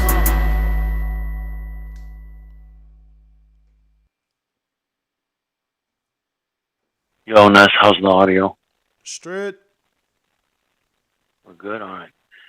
Yeah, I like what you're saying on the going the distance or by decision. Those are the safe bets. I like that. You said, what's the difference between the decision and the... No, majority is... I mean, split decision is a huge difference, but I just think, that's real gambling. No, not split. Like, what's the difference between Canelo winning by decision and the fight going the distance? 30 points, bro. 30 points. That's what I'm saying. It's safer. It's safer just to bet that it's going to go 12 versus Canelo wins or Plant wins because, I mean, Plant is better. If you go, it's safer to make, it's worth it, should I say, to make a Plant by decision. But if you think Canelo's going to win, you might as well put it a little bit on both. I mean, yeah, again, you got it like that. You be betting on just in case bets. Like, not everybody does that. But if you're doing a just in case bet, I would absolutely do like this fight goes the distance and then I'll do, Canelo by decision. Because that's a plus 200. Or if you want to be safe, you do 170, the plus 170 on this fight goes the distance, then you do KO, Canelo KO. Because that's somehow the overwhelming consensus amongst experts and fans that Canelo's getting the KO. I don't believe that shit. And you could even, hedge a little on Plant decision, and if that doesn't happen, at least if you got going the distance, you cover your money plus make a little money. Mm-hmm. I might do that. Yep. Listen, Plant. I mean, I like that. This fight goes to decision is a super duper safe bet, man. It's a super duper safe bet. Yeah, I'm doing that. I like that, man. Good idea. That's what I'm doing. All right. I'm going to place it today. Because like you said, it's going to go down. It already went down 5 points. Yeah. Yep. Yeah. And the Plant by decision I'm getting in on it today. Plant by decision already went down 400 points. Damn. Yeah, I'm putting it in today. All right, man. Sounds good. Thanks. All right. When we first started telling y'all about my bookies odds, Plant was a 3,400, a plus 3,400 by decision. He's dropped down to a plus 3,000, which means that money's coming in on him. Lots of money's coming in on him.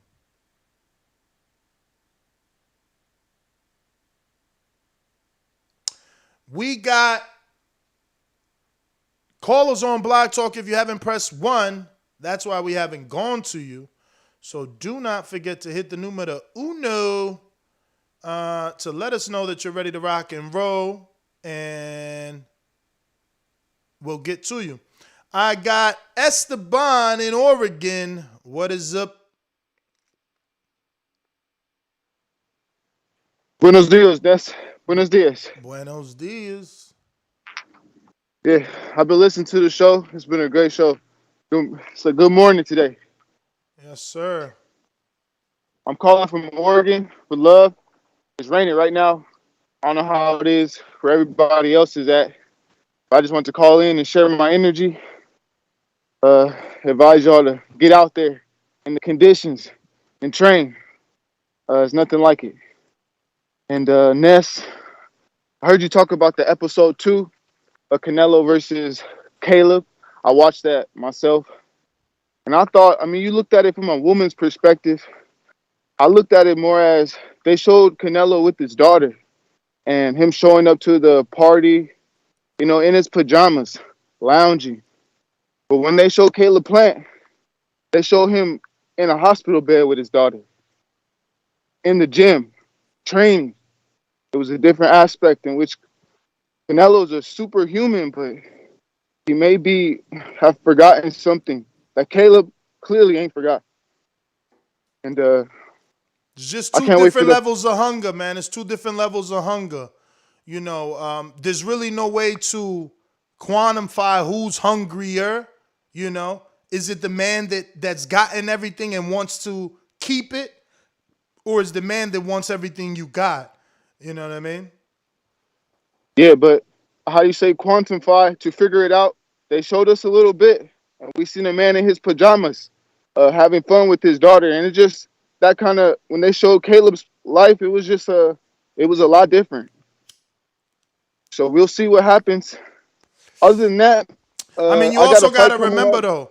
You also got to remember that this is big time television and promotion, which means that they got to sell you that story of Caleb.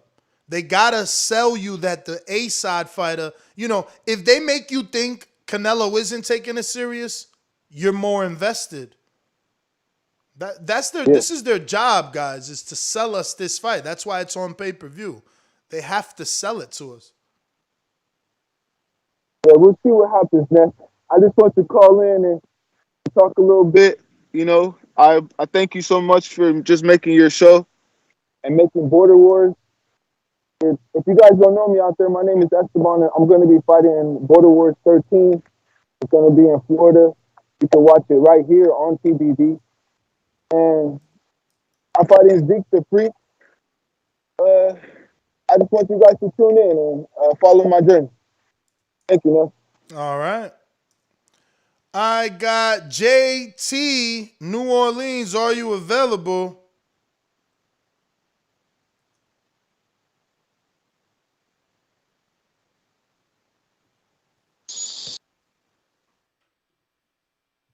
All right. So interesting that you come across like a nice guy, but you're really a piece of shit. Hey, with that comment. Come on. No, that was a piece of fuck you. That was a piece of shit. You know, we're doing live TV. Man, I don't care. What you gonna do about it? I'll kill this mother. Why do you have to talk like that? Well, I'm talking to you the way I want to talk to you. You have a problem? Turn off your station. I'm the best ever.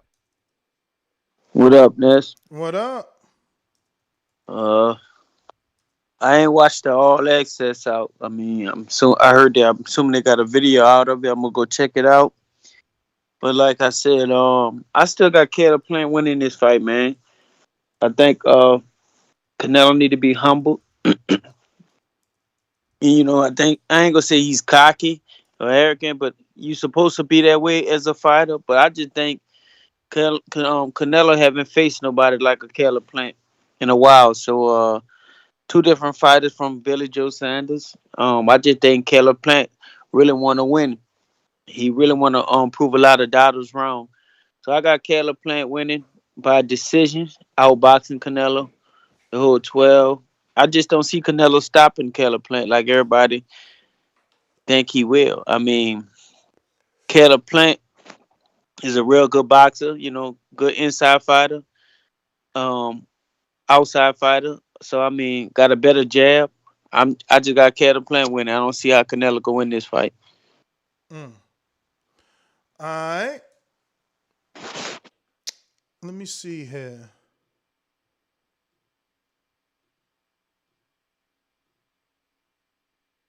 Yeah, that's about right. That's about right.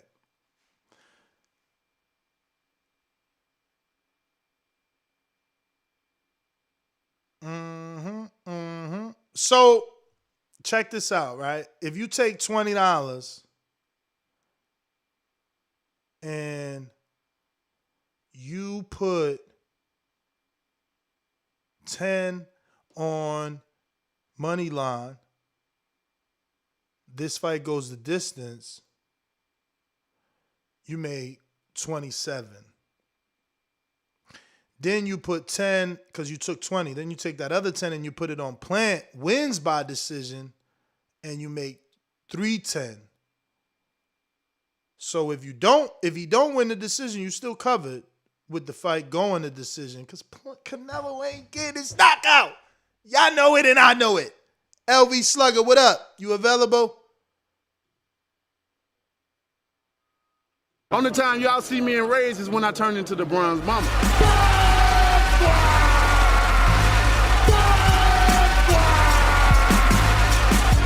I want a body, and he gonna be the body. The ambulance better be ready. The medical better be ready. The referee better be ready. They better have that towel to be able to throw it in. SDS Promotions. Was he right? LV Slugger.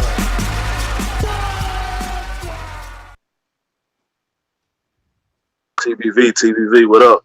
What up? I sound, I'm good. Yeah, man, on the Plant, yeah, man, I'm looking forward to this weekend, man. I do think Plant got the skill set, and with him being the natural 168 pound, I think he will cause Canelo some problems, man, with his movement and the things he do in the ring. I do think he can pull out the victory, but you know, it's just with Canelo and his history. You know what I'm saying? I think it's going to be hard for him to get the decision over Canelo. So I'm putting my money, like I've been saying when I got the fight, I'm putting about 50 on the draw. You know what I'm saying? Just in case, you know what I'm saying? Then I'm also got to put the probably a little bit on the. I know I got to. I'm putting a little bit on the on Canelo too as well on the decision. You know, so whichever way I should make a little money. But I'm definitely going to put some on that decision. I ain't know the decision just a plus 160, so I might put like 200 on that just to make some money. So I definitely think it's going 12. I don't see Canelo knocking him out. So, yeah, I'm definitely looking forward to it, man. I think that draw is the one that's going to really happen, though.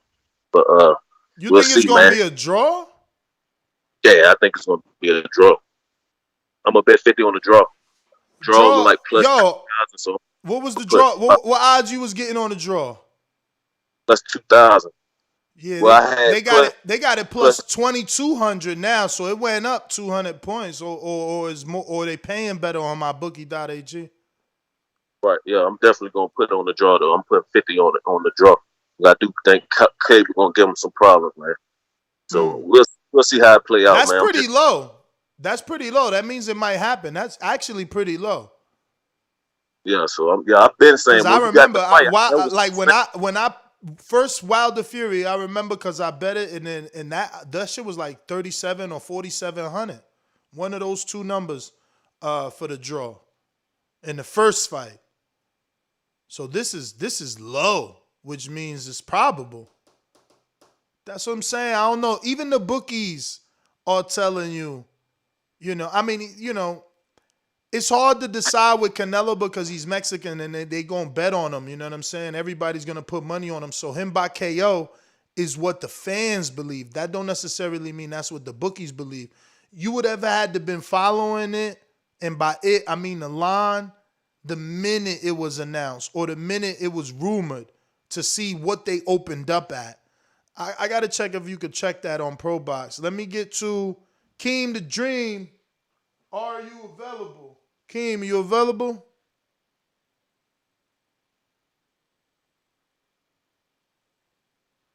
Majimbe, ¿qué lo que? Dímelo. What up? Chilling, brother. Yo, I'm gonna go with LV Slugger too. I was thinking about it last night. I actually agree with him. I'm gonna go with the draw. I started off when this fight was announced, 80-20 Canelo. Then I kept going closer and closer. I think I was speaking to Brandon during the weekend. I had it like a 60-40.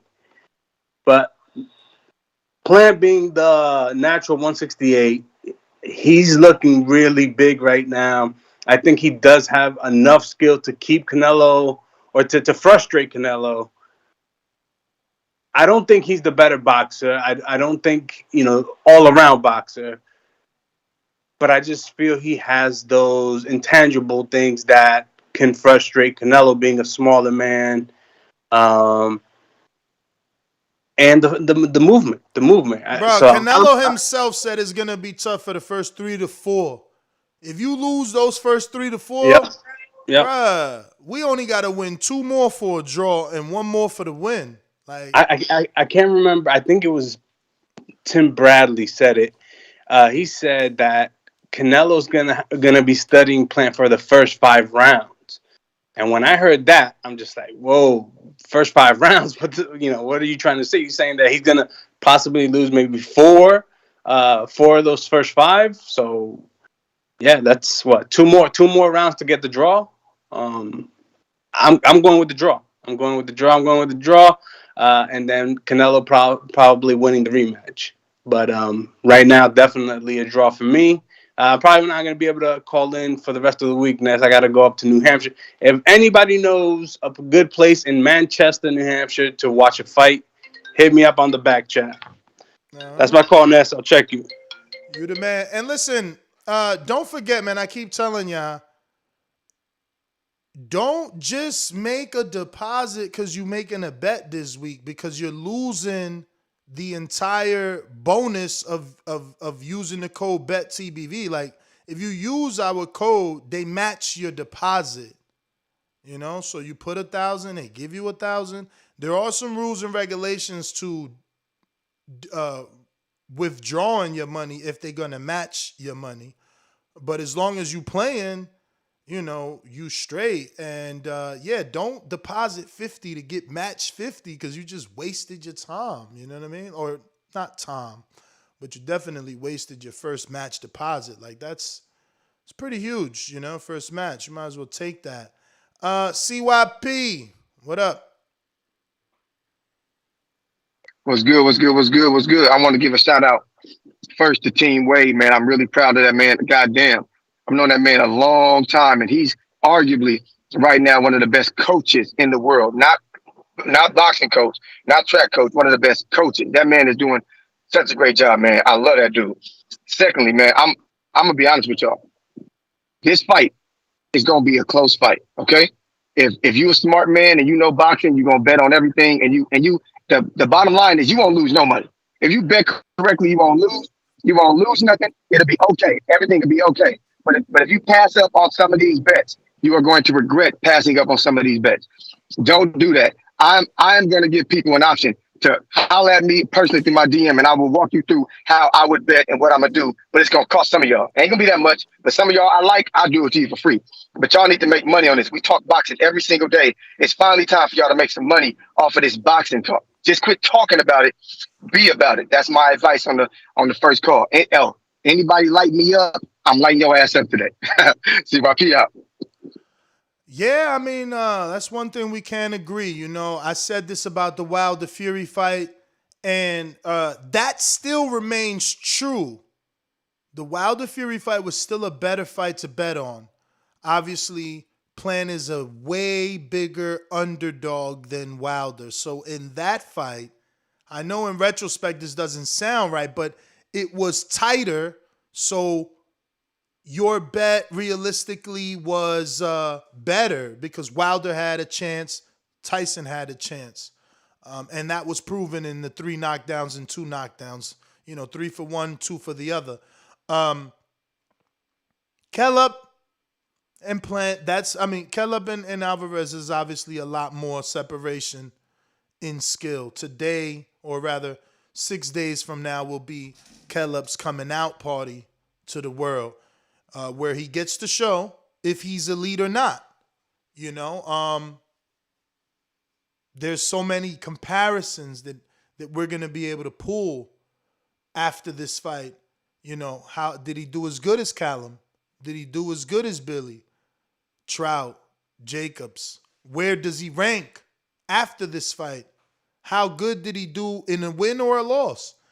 All that will be talked about, man. But CYP is right. You will kick yourself because, again, I won't lie.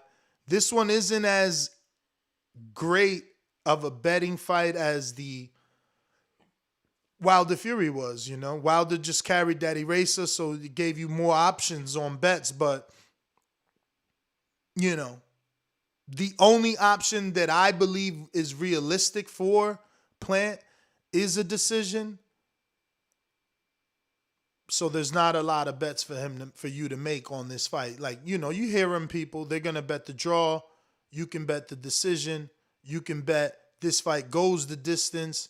Or you can be the bold one and think that Canelo's getting the knockout and bet the knockout or bet the rounds. But there's not a lot. Now, maybe more things open up, like do they shake hands? Do they touch gloves? Do they hug after the fight? Does one fighter go down? Does a fighter go down 2 times? Does a fighter go down 3 times? Those are different prop bets that arise as the weigh-in happens and stuff like that. We got a ton of callers. Looks like we got Stockton in the building. I got to learn these Stockton numbers by heart. Got to use my trusty phone Rolodex here. 219. Who are ya? Oh, that's Indiana. Why always call it Stockton? Ronald, what up? Yo, what up, man? What's good? Man, I'm sitting up here looking back on this little fight, man. I mean, I ain't gonna lie, I want to bet Plant because it's like he got all the intangibles to win, but man, them judges, bro. You know, them judges be, every Canelo fight, them scorecards be real funny, man. So that's the only thing that's just got me holding back right now on betting. Because, you know, I really think it's going to be a close fight, but I mean, shit, what is a close fight? You know what I'm saying?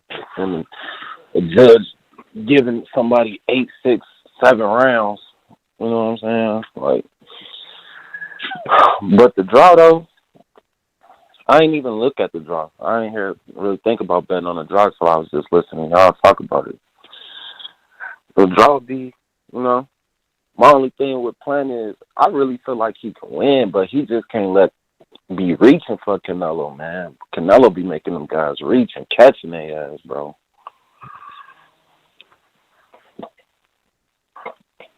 I hear you, champ. Well, thank you for calling in. Hey, what you? Oh, I thought you was done, Holmes. Go ahead. You there? Yeah, what you think about the Tank Rowley situation? We did an episode, man. We gave you definitely both our opinion and the facts, but facts are they're actively looking for a possible replacement, and the runner-up seems to be Isaac the Pitbull Cruz Gonzalez. Okay, because I seen a report that they said that they was trying to snatch JoJo away from Dazn or something like that. I didn't know how true it was.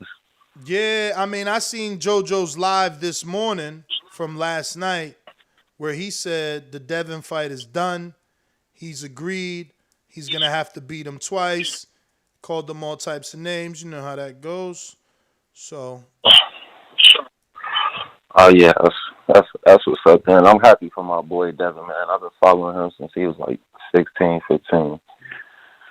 But, yeah, man, y'all keep doing y'all thing, bro. I'm up here at work trying to pass time listening to y'all, bro. Appreciate you, man. Appreciate you choosing us to listen to while you at work. Go ahead and enjoy the rest of your day. Tune into the rest of these callers. If you're tuning in on YouTube, you already know what I need you to do is hit that thumbs up button. Help with the visibility of the show. I repeat this day in and day out. We need to put this episode in the eyes of other boxing fans to get new callers. Let them know we talk boxing every day, 9 a.m., 7 days a week, rocking out. Favorite sport, the best sport. We talk it here every single day. Not just the breakdowns, but betting lines, possible picks, possible fights, the business side, everything, man. So definitely tell a friend to tell a friend. And don't forget to subscribe to the YouTube channel. Help us get to that 130,000. You know, numbers is power. And we need some power right here. We get that Canelo interview. Man. We don't get Plant to duck us. Nah. They wanted me to go live at a time I just couldn't go live, man. We got set time. My audience wouldn't know. It would have been more of a playback interview. And, you know, I'm more of a live dude. So, whatever. But we got Hawk, Maryland. What up?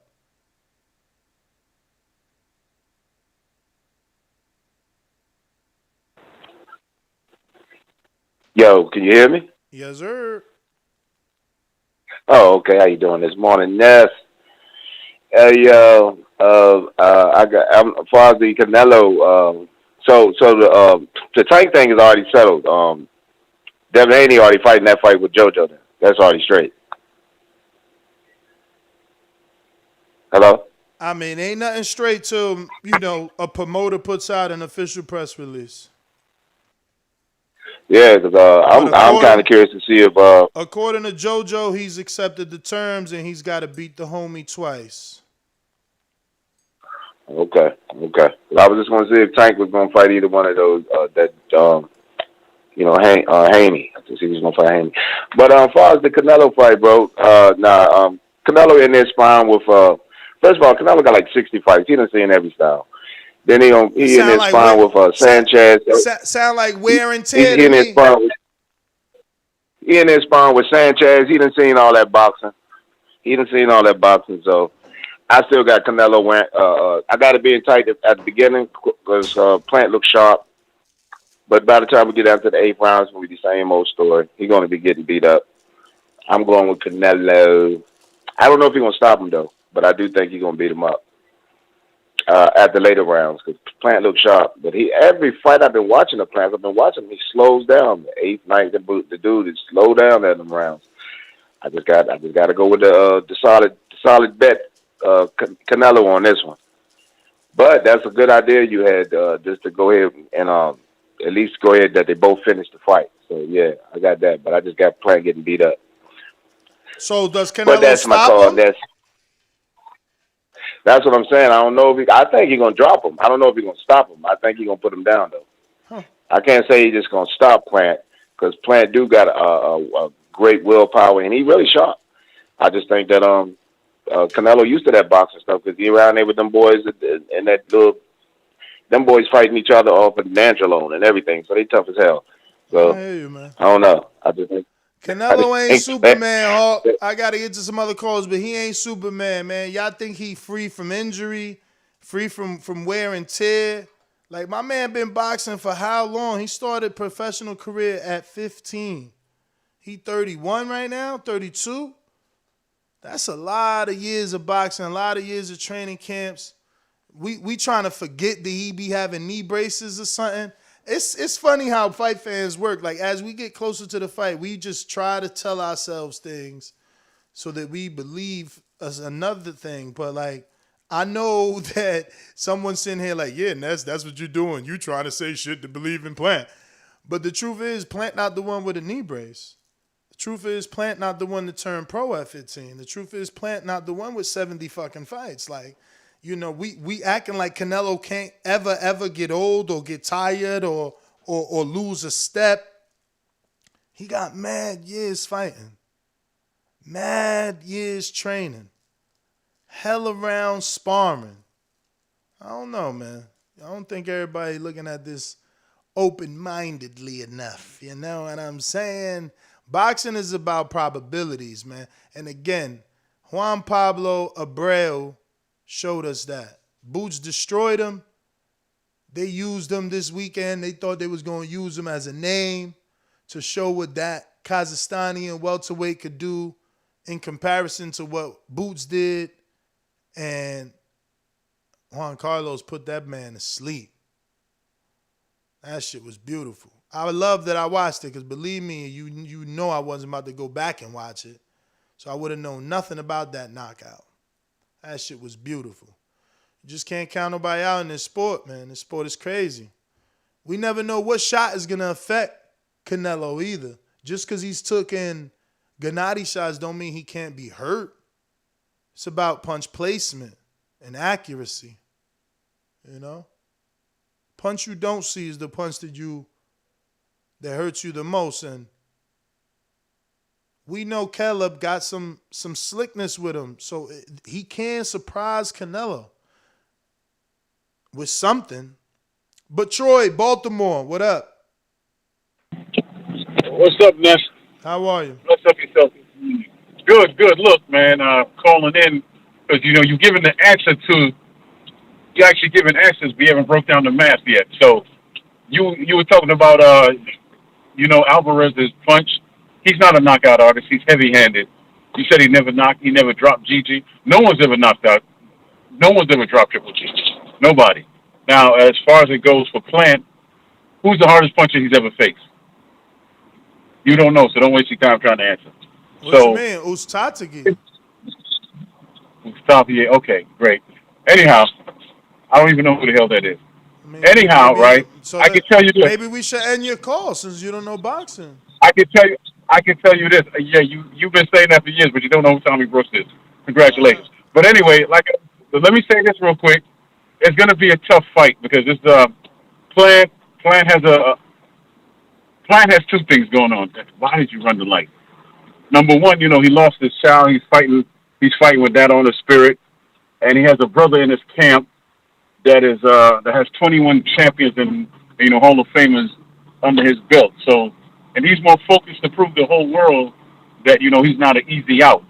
As far as Alvarez, he's coming in with the mindset of I'm on a mission to make history. So it's gonna be a hard fight, but I think he's gonna take him out in the later rounds. It's gonna be TKO. It's not gonna be no spectacular knockout or anything like that.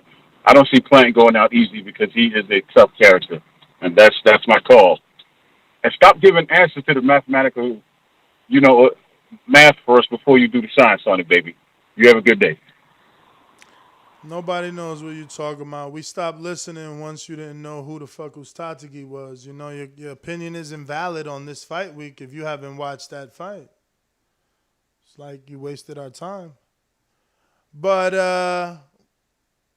1-425-569-5241. Press 1 one time. Voice your opinion right here. Voice of the People hotline. It's fight week. Tomorrow, grand arrivals. MGM Grand, Las Vegas. Canelo Plant, it's going down. Let me see. Looks like we got... looks like a new caller. Yep. Nope. It is possibly new. Or not. It is not. Dawn in San Diego, what is up? Sorry.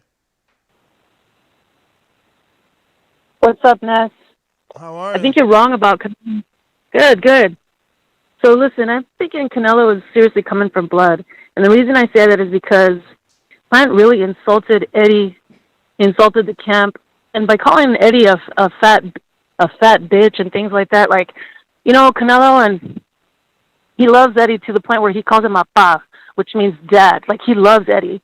And that whole, the feelings that they have for each other is really strong. So I think in the name of, Eddie and everything that Plant has done and said, it's really for him. This is probably going to be, Canelo's present to Eddie in a sense. Because if you think about it, the whole Canelo camp, they were doing really good. They were, on this high. But when Plant came out and said all that shit about Oscar Valdez, and I'm not going to give my opinion on that, but all the things that he said, and all of a sudden, that camp had scrutiny again. So I'm thinking for that reason alone, Canelo is seriously taken, not only for the fact that he wants undisputed, because who else in the history of boxing has taken all these fights so quickly to clean out a division? Not even Andre Ward has done that. And I also think that's why Andre Ward is so passionate about, helping Plant, because he couldn't even make undisputed himself. So of course he's going to help Plant because he can't stand the fact that Canelo actually was able to do it and execute it. So that's just my opinion. I love Andre Ward. He was one of my favorite fighters, but I don't know. I think he has more of an agenda to help Plant than just the fact that Plant's his homie. But so also I think that if you pay attention to Plant and all his opponents, and not only that, if you look at BoxRec, look at all his opponents. It's a padded record. If you look at everyone that he's fought, like everyone has at least three losses. Some have 9 losses. So it's just go down and what would Canelo do to all these opponents? Another fact that I want to bring up is when. Sorry, am I rambling? Nah, do you? I'm sorry if I'm rambling. Okay, so on the presser when Plant said that if Jose Cotto can make you do the chicken dance, I can't.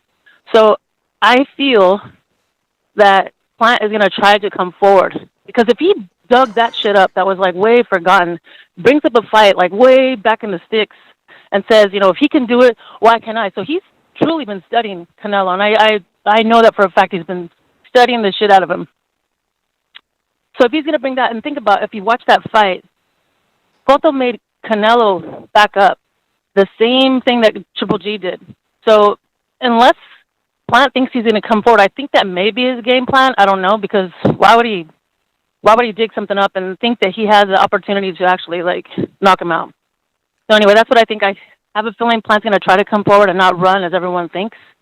So we'll see. I don't know. But I definitely have Canelo knocking out Plant, and it's going to be an ugly fight. And, yeah, it's a body bag. So that's my call. That's what I think. Thank you so much. And, yeah. Thank you. Damn, she said it's a body bag. It's gonna be interesting. I can't wait, man. I'm just happy we got this fourth quarter, man. Look at this final fourth quarter. I mean, it's just putting big name after big name after big name, and that's what we need. We need excitement in our sport to keep it alive. And look, I mean, we got women calling in. That's what Canelo does. So it's even greater when he loses because it's not what people expected. Just like with AJ, it shook up boxing. So I'm rooting for Plant, man. I'm rooting for Plant to shake up the division. Shake up things, man. And I do feel that even if he loses, I think that people will walk away impressed. Very impressed with him. He's going to rise to the occasion. That's what I feel, honestly. Resume, I get everybody. But you gotta think about, Dawn, the number of fights he has, right? So he's done what he's done in a short amount of time. He's just got 21 fights maybe, or 20 fights, and he's already, a world champion. Unlike a lot of others, they take longer. That's why you got to credit a guy like Shakur and Loma, Rigo, these guys that are winning belts under 12 fights. Tio is another one, he did that too. That's this generation. The traditional route was like 20, 30 fights, then a title shot. These new crop of fighters have been speeding everything up, MD, Philly, what up? What's up, Ness? What's going on? Good morning. Chilling. Good morning. Yo, nah, just chilling, enjoying your show. I just wanted to call in and say All Access do a great job with building these fights.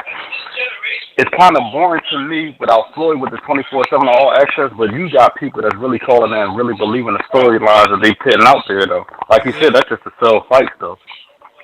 What I say about Caleb and Canelo, all I can say is that Caleb has that story, that background, that gutter, coming from a trailer park area, is gravitating to people like, oh, they love the struggle. We got to remember, Canelo comes from the gutter as well, too.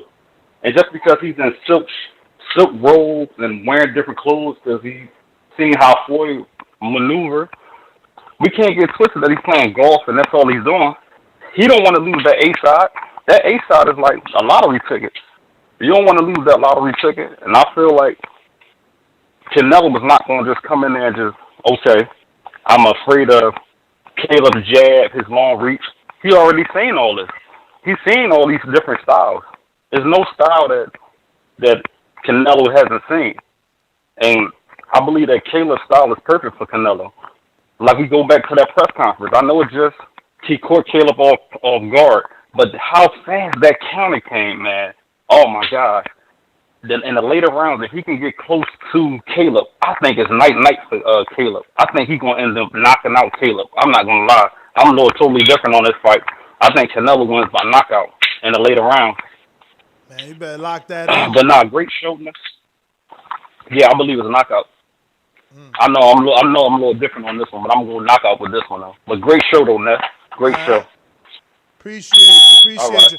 Yeah, man, if you believe it's a knockout, I suggest you start making your bet now because it's only going to get lower. As the week gets closer to the fight, more and more Canelo fans are going to bet knockout, and it's going to be less money for you to make. Right now, it's minus 200, which means you got to put 200 just to make 100. So you better get it now before it gets even worse, because look, it's gonna get worse. That's what people believe. That's the general consensus. They think that this man's Superman and that somehow he's gonna get this knockout on, what I consider a better caliber opponent than Callum. I think that Plant has better IQ. I think Plant's IQ is on par or above Billy Joe, right? But I just think Plant is more durable than Billy Joe, But yeah, man, let me get to some other callers. But let's see what this bet would look like if you did do Canelo by knockout. You definitely, if you bet 100, you're only making $50. So it's like I said, you gotta bet 200 just to make 100. So you gotta bet heavy. You gotta be a true Canelo fan. You go ahead and bet your 1,000, and you make your 500. If you so brave, you do that. I don't think he getting a stoppage. I wouldn't recommend that shit. See, that's why I like betting, because it changes everything, right? People be out here talking all this shit about their favorite fighter until it's time to bet. You really think you're getting a knockout? Go ahead and make that free 500. You just gonna have to crack your wallet open and put 1,000. You gonna have to risk 1,000. Once you start saying things like that, then you be like, well, I don't know, man. Plant could last 12. Shit. Alvarez and Chavez. When did Chavez take the game seriously? and he made it 12. Never took the game seriously, but he made it 12. But Plant out here in the fucking Las Vegas sun on a UNLV track, and y'all think he ain't gonna make it 12.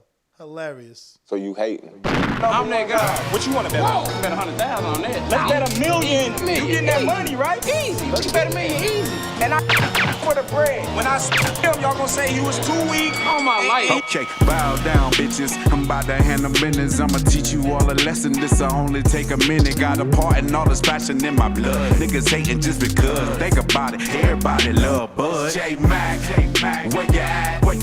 All these niggas hating on me. Shit is whack. So official with it. Don't check the stats. Hey, I'm out here trying to get it. I only got a minute.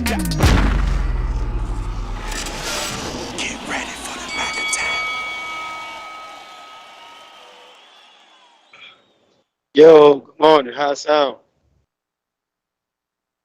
You all right? All right. Nah, man. Knee pad Nello ain't knocking out shit. All these dudes act like we ain't sit up here and watch Canelo get his ass whipped outboxed by somebody that can box. In all his fights, somewhat a little bit up Austin Trout, he did wobble him.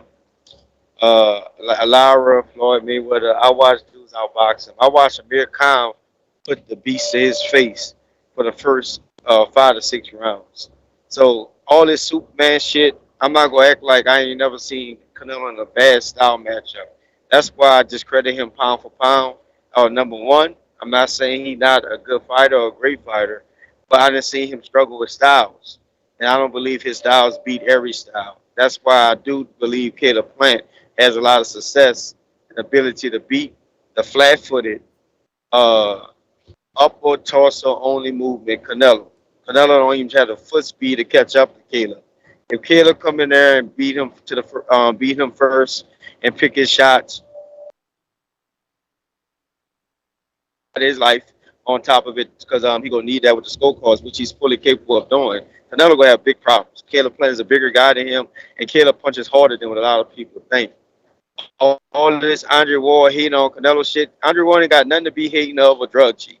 A guy who clearly had took things to put himself in a position to be where he at.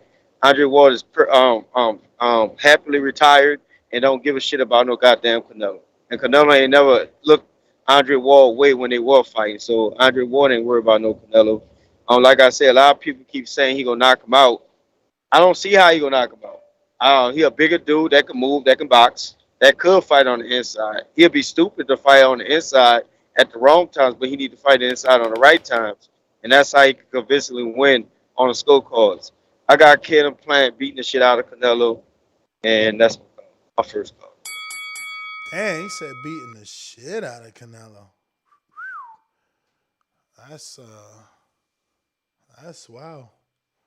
Oh, look at this guy beating the shit. That would be, I mean, honestly, that's what happened to AJ. He took a real loss, like upset loss. So he got, you could use that phrase in that. And again, I said, it was good for boxing, man.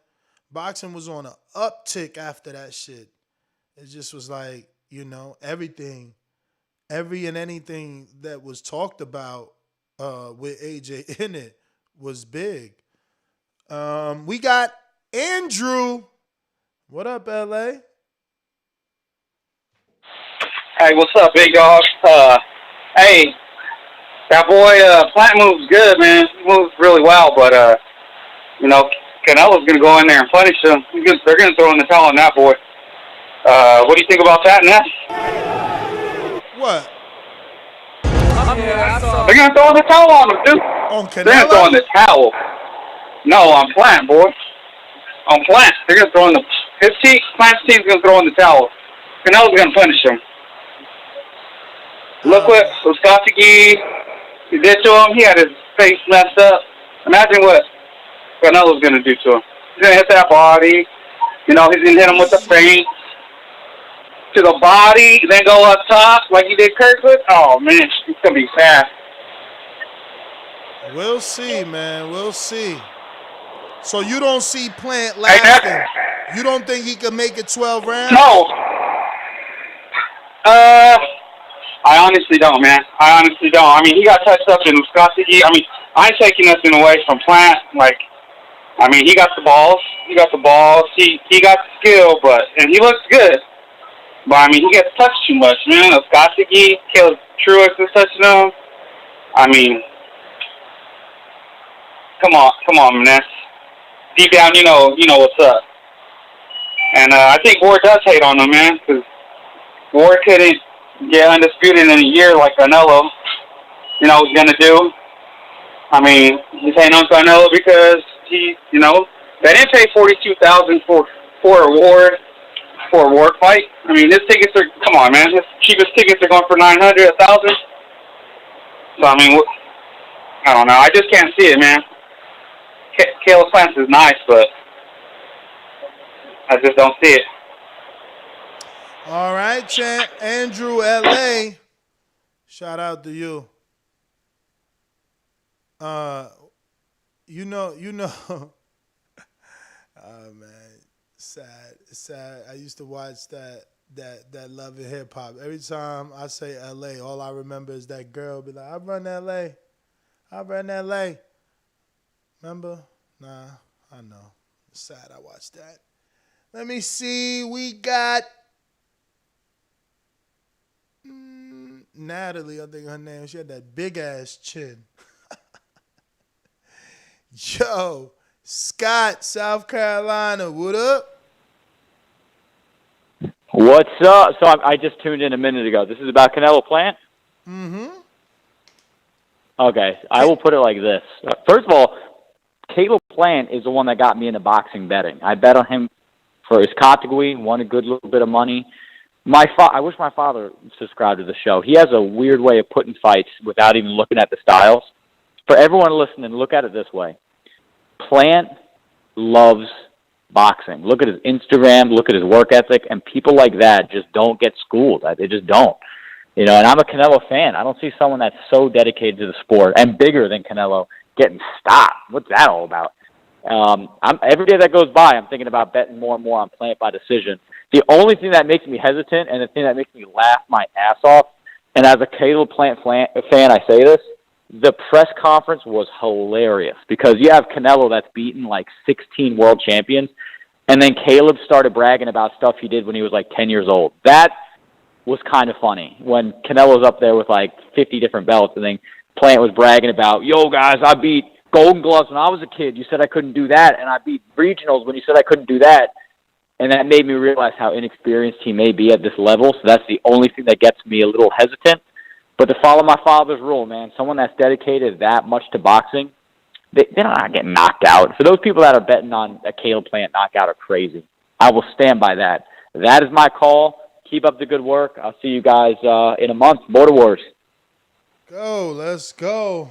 We got JT Counterpunch. Yo, Ness, for that last caller, who that last caller was? Scott. All right, Scott. You bet you don't know what you're talking about. When you talk about Golden Gloves, the level Canelo Plant was competing at, you had to be older to compete in the Golden Gloves. Because when you're 10 years old, that's considered Pee-wee, sir, and stuff like that. You don't even advance. You'll fight. They'll let you fight Golden Gloves like in the state, but you don't advance in regionals or nationals at 10 years old. So I don't think he know what he's talking about, Ness. That's my counterpunch. Okay. We got. Who's up next? I think that's everybody. Oh, yeah. J-Mac got a boomerang. Majimbe. Did I go to you at all? Majimbe?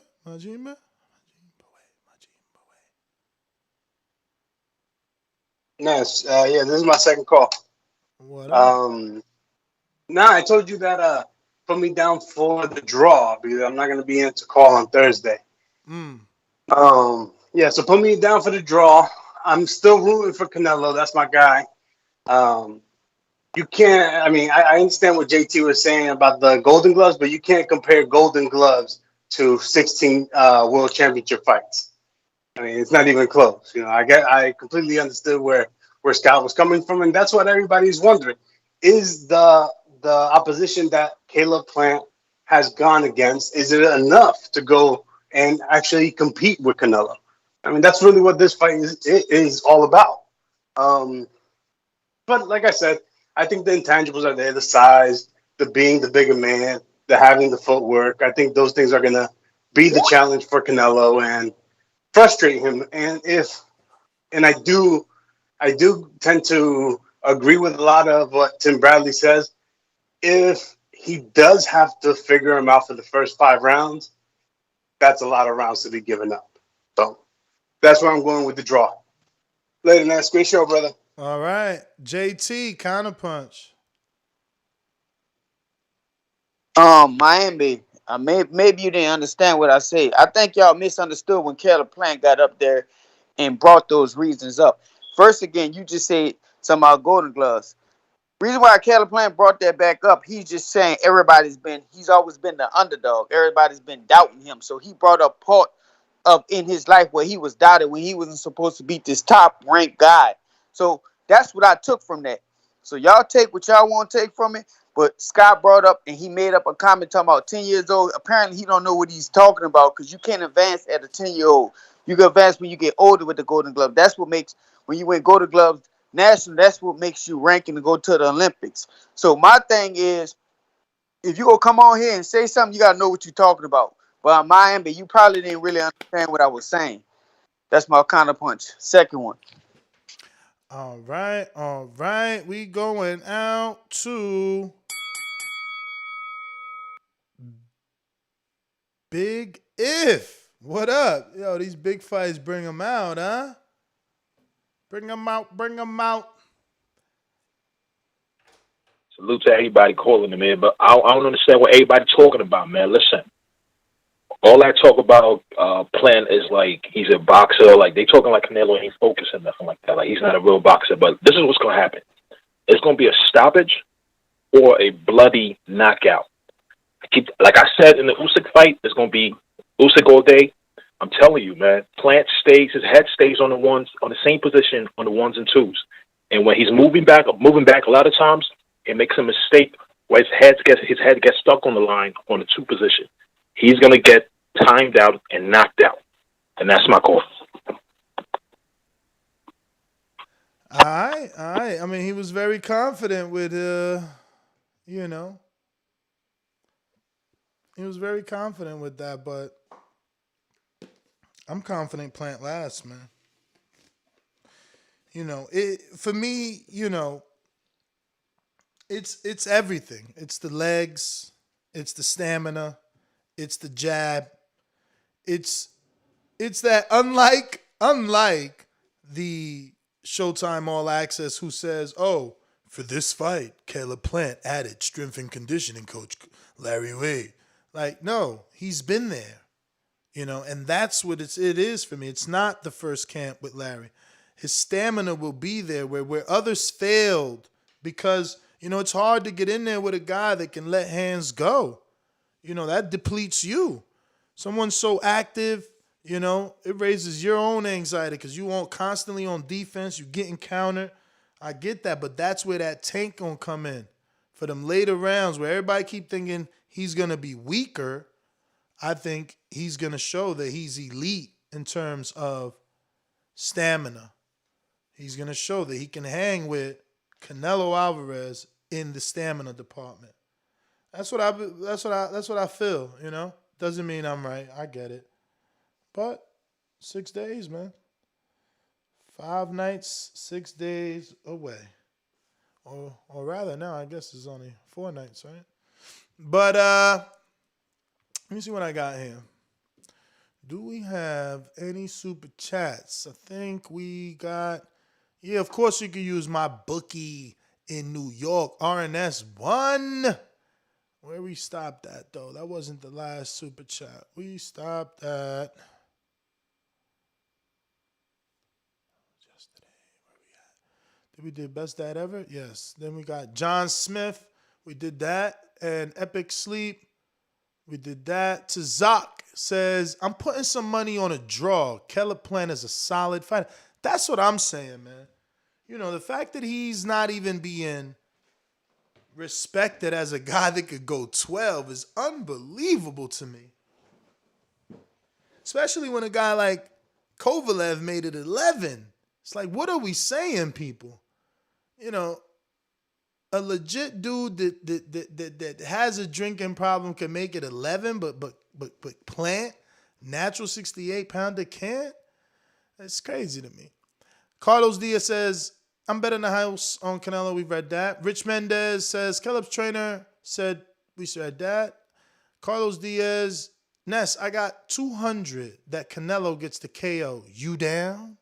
Yeah, put that 200 on my bookie and just use my code BETTBV and like that, I'm down. I'm down because, you know, you showed some love to me. It cost you nothing, and you put 200 on a plus 200. So, you know, you making what, 400 plus your 200 back? Sound like good ass odds to me, champ. If you really believe it, don't bet people on the street, fams. You know, if you really believe he gonna win, you better bet the bookie, mybookie.ag right here, and use the code BETTBV, bet 200, and, you know, if you picking Canelo by knockout, you only making 100. But that's okay, because in your opinion, that's a free 100. You know, just up it a little bit. So we've been asking a question on a poll: can Caleb Plant beat Canelo Alvarez? So Caleb by UD is a poll answer. Caleb by KO, Caleb by masterclass, or Caleb shocks everyone with a huge KO. And the highest probability is Caleb wins by unanimous decision, which means many people think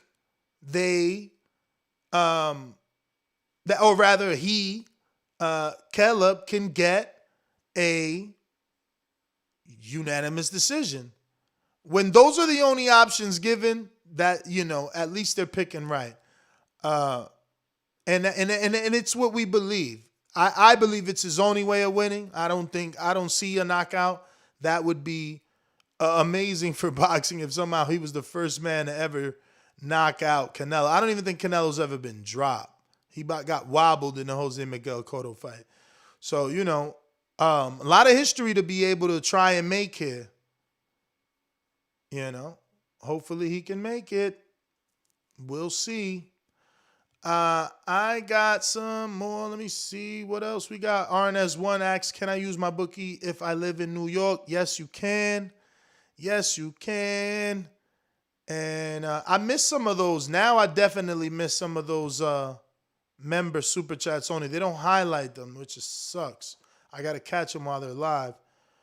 All right, we stopped at RNS1. We got Donald Banks. He says, free game. If Plant wins a UD, it will be a draw. Yeah, that's that's that negativity. Like, no matter what he does, he can't get a win. And I get it. We've seen bad scorecards. We've seen bad decisions. So on the high level, he feels they'll protect the celebrity fighter, So I get it. Looks like we got new caller here. New caller. It's the Bronx. Looking like we got somebody new in the BX. Who's this?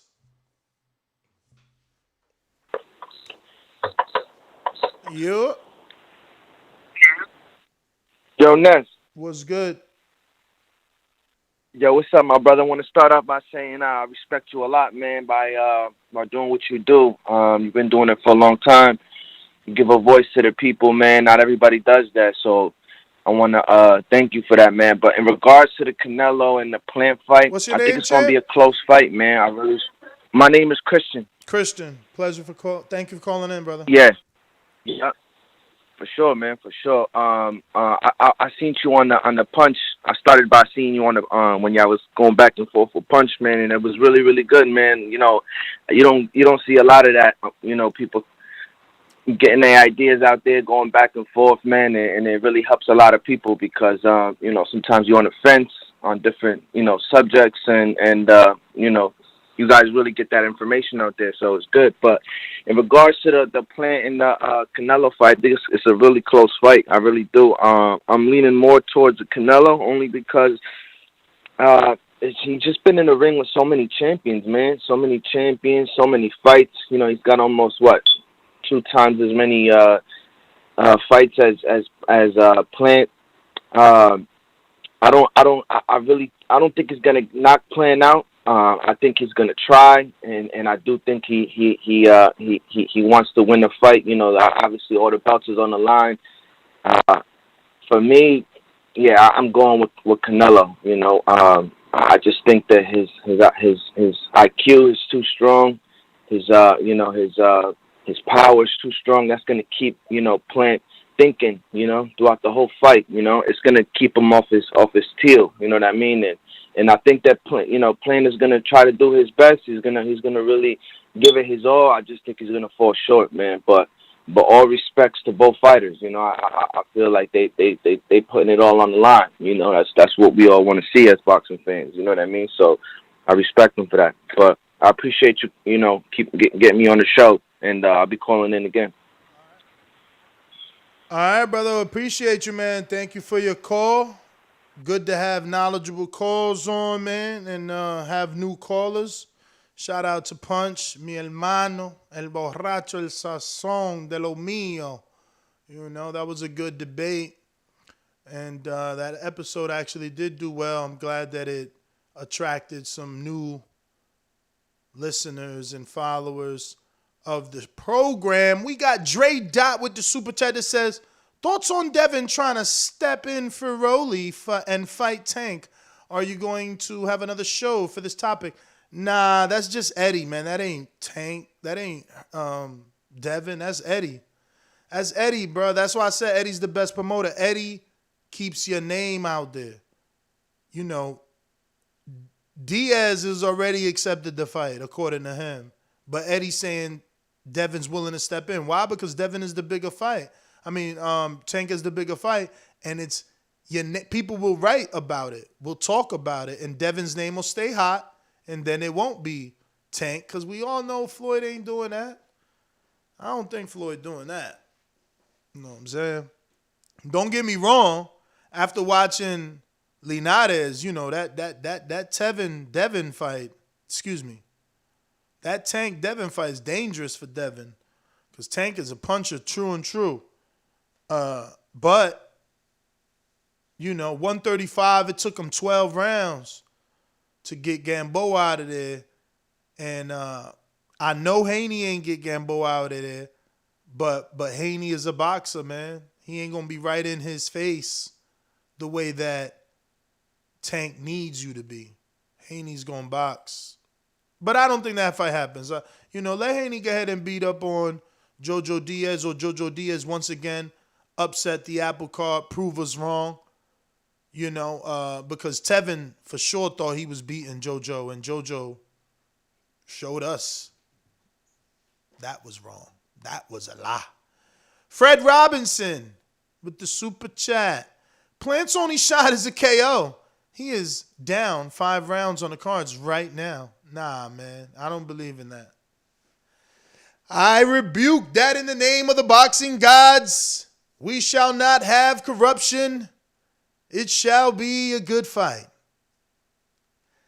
Don't forget to tune in on November 6th. We'll be doing a live fight chat. We have the link already on our YouTube channel. You can go ahead and schedule, or rather click the reminder, so that, you know, you can bookmark the link and join back with us on Saturday, where we'll do our live reaction. And as well as live reaction, we'll be doing immediate reaction. So after the fight, we'll stay live and, you know, take calls. We're even going to be taking calls during the rounds.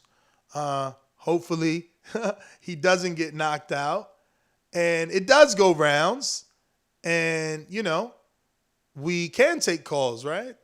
Because if not, that's going to suck. But let me see who's up next. Boomerang, J-Matt, what up?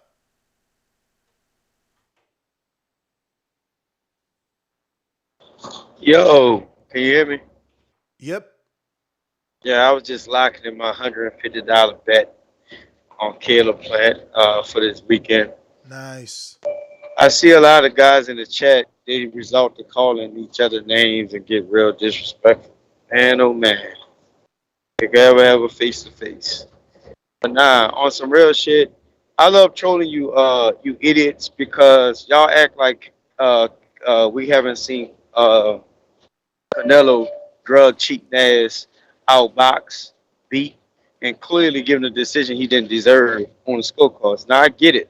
Why some of you guys live y'all life in fear, and then Canelo just, it's hard to beat him on the scorecards. And I know it can be at times. But I think Canelo Plant is fully capable of going in there and be the guy to beat him. He's bigger than Canelo. He's more athletic than Canelo. He has a fast jab. He moves his feet well. He can get in and out. If he chooses to smother Canelo effectively, I'm just curious to see what Canelo, high guard, knee pad wearing ass go do. Somebody made a comment about me saying about his flat feet. Canelo is flat-footed. He moves his upper torso and catches guys and wait guys to counter, especially guys that's willing to stand in front of him. However, Caleb, with his length and his ability to get in and out, should be a part in being able to dictate action. Now, as far as the fight still got to be made and what have you, and the fight still got to be won. All you guys shitting on Caleb, if Canelo get in there and struggle with the same guy that you pulling up on his resume, then what that's going to say about Canelo? Y'all so quick to say what Caleb ain't done, what this fight ain't done. If Canelo jumping around for multiple weight classes and they need to get his... Cut it. Q, no. Yo, Ness. I wanted to double back. And talk about the whole innocent situation, if I could. You don't mind? Yeah, go for it, man. So I feel what you're talking about, but everybody's saying Ennis should take the Earl fight. I've never been a believer in ducking. Like when Thurman was calling out Floyd had better fights. It was people he was supposed to fight instead of Thurman, like for real. And then when it flipped, and Earl was calling out Thurman. Thurman had better people to fight. Like, why would he fight Earl instead of Danny or Earl instead of Porter? That ain't make sense. So I don't think Earl should go back and fight Ennis because he got better people to fight right now. Yeah, but that's gonna make him a hypocrite. That's gonna make him a hypocrite because he did call Thurman a duck. He didn't say what you and I are saying, which is Thurman had better people to fight. He called them a duck. I mean, at the time, he's supposed to call him a duck. All right, so then that's how you. So then he gonna duck Ennis and be a hypocrite because he was in Ennis' shoes. Ennis is young Earl Spence. When you're a fighter and you know the game, just like I know Thurman had better fights, he know Thurman had better, more money fights.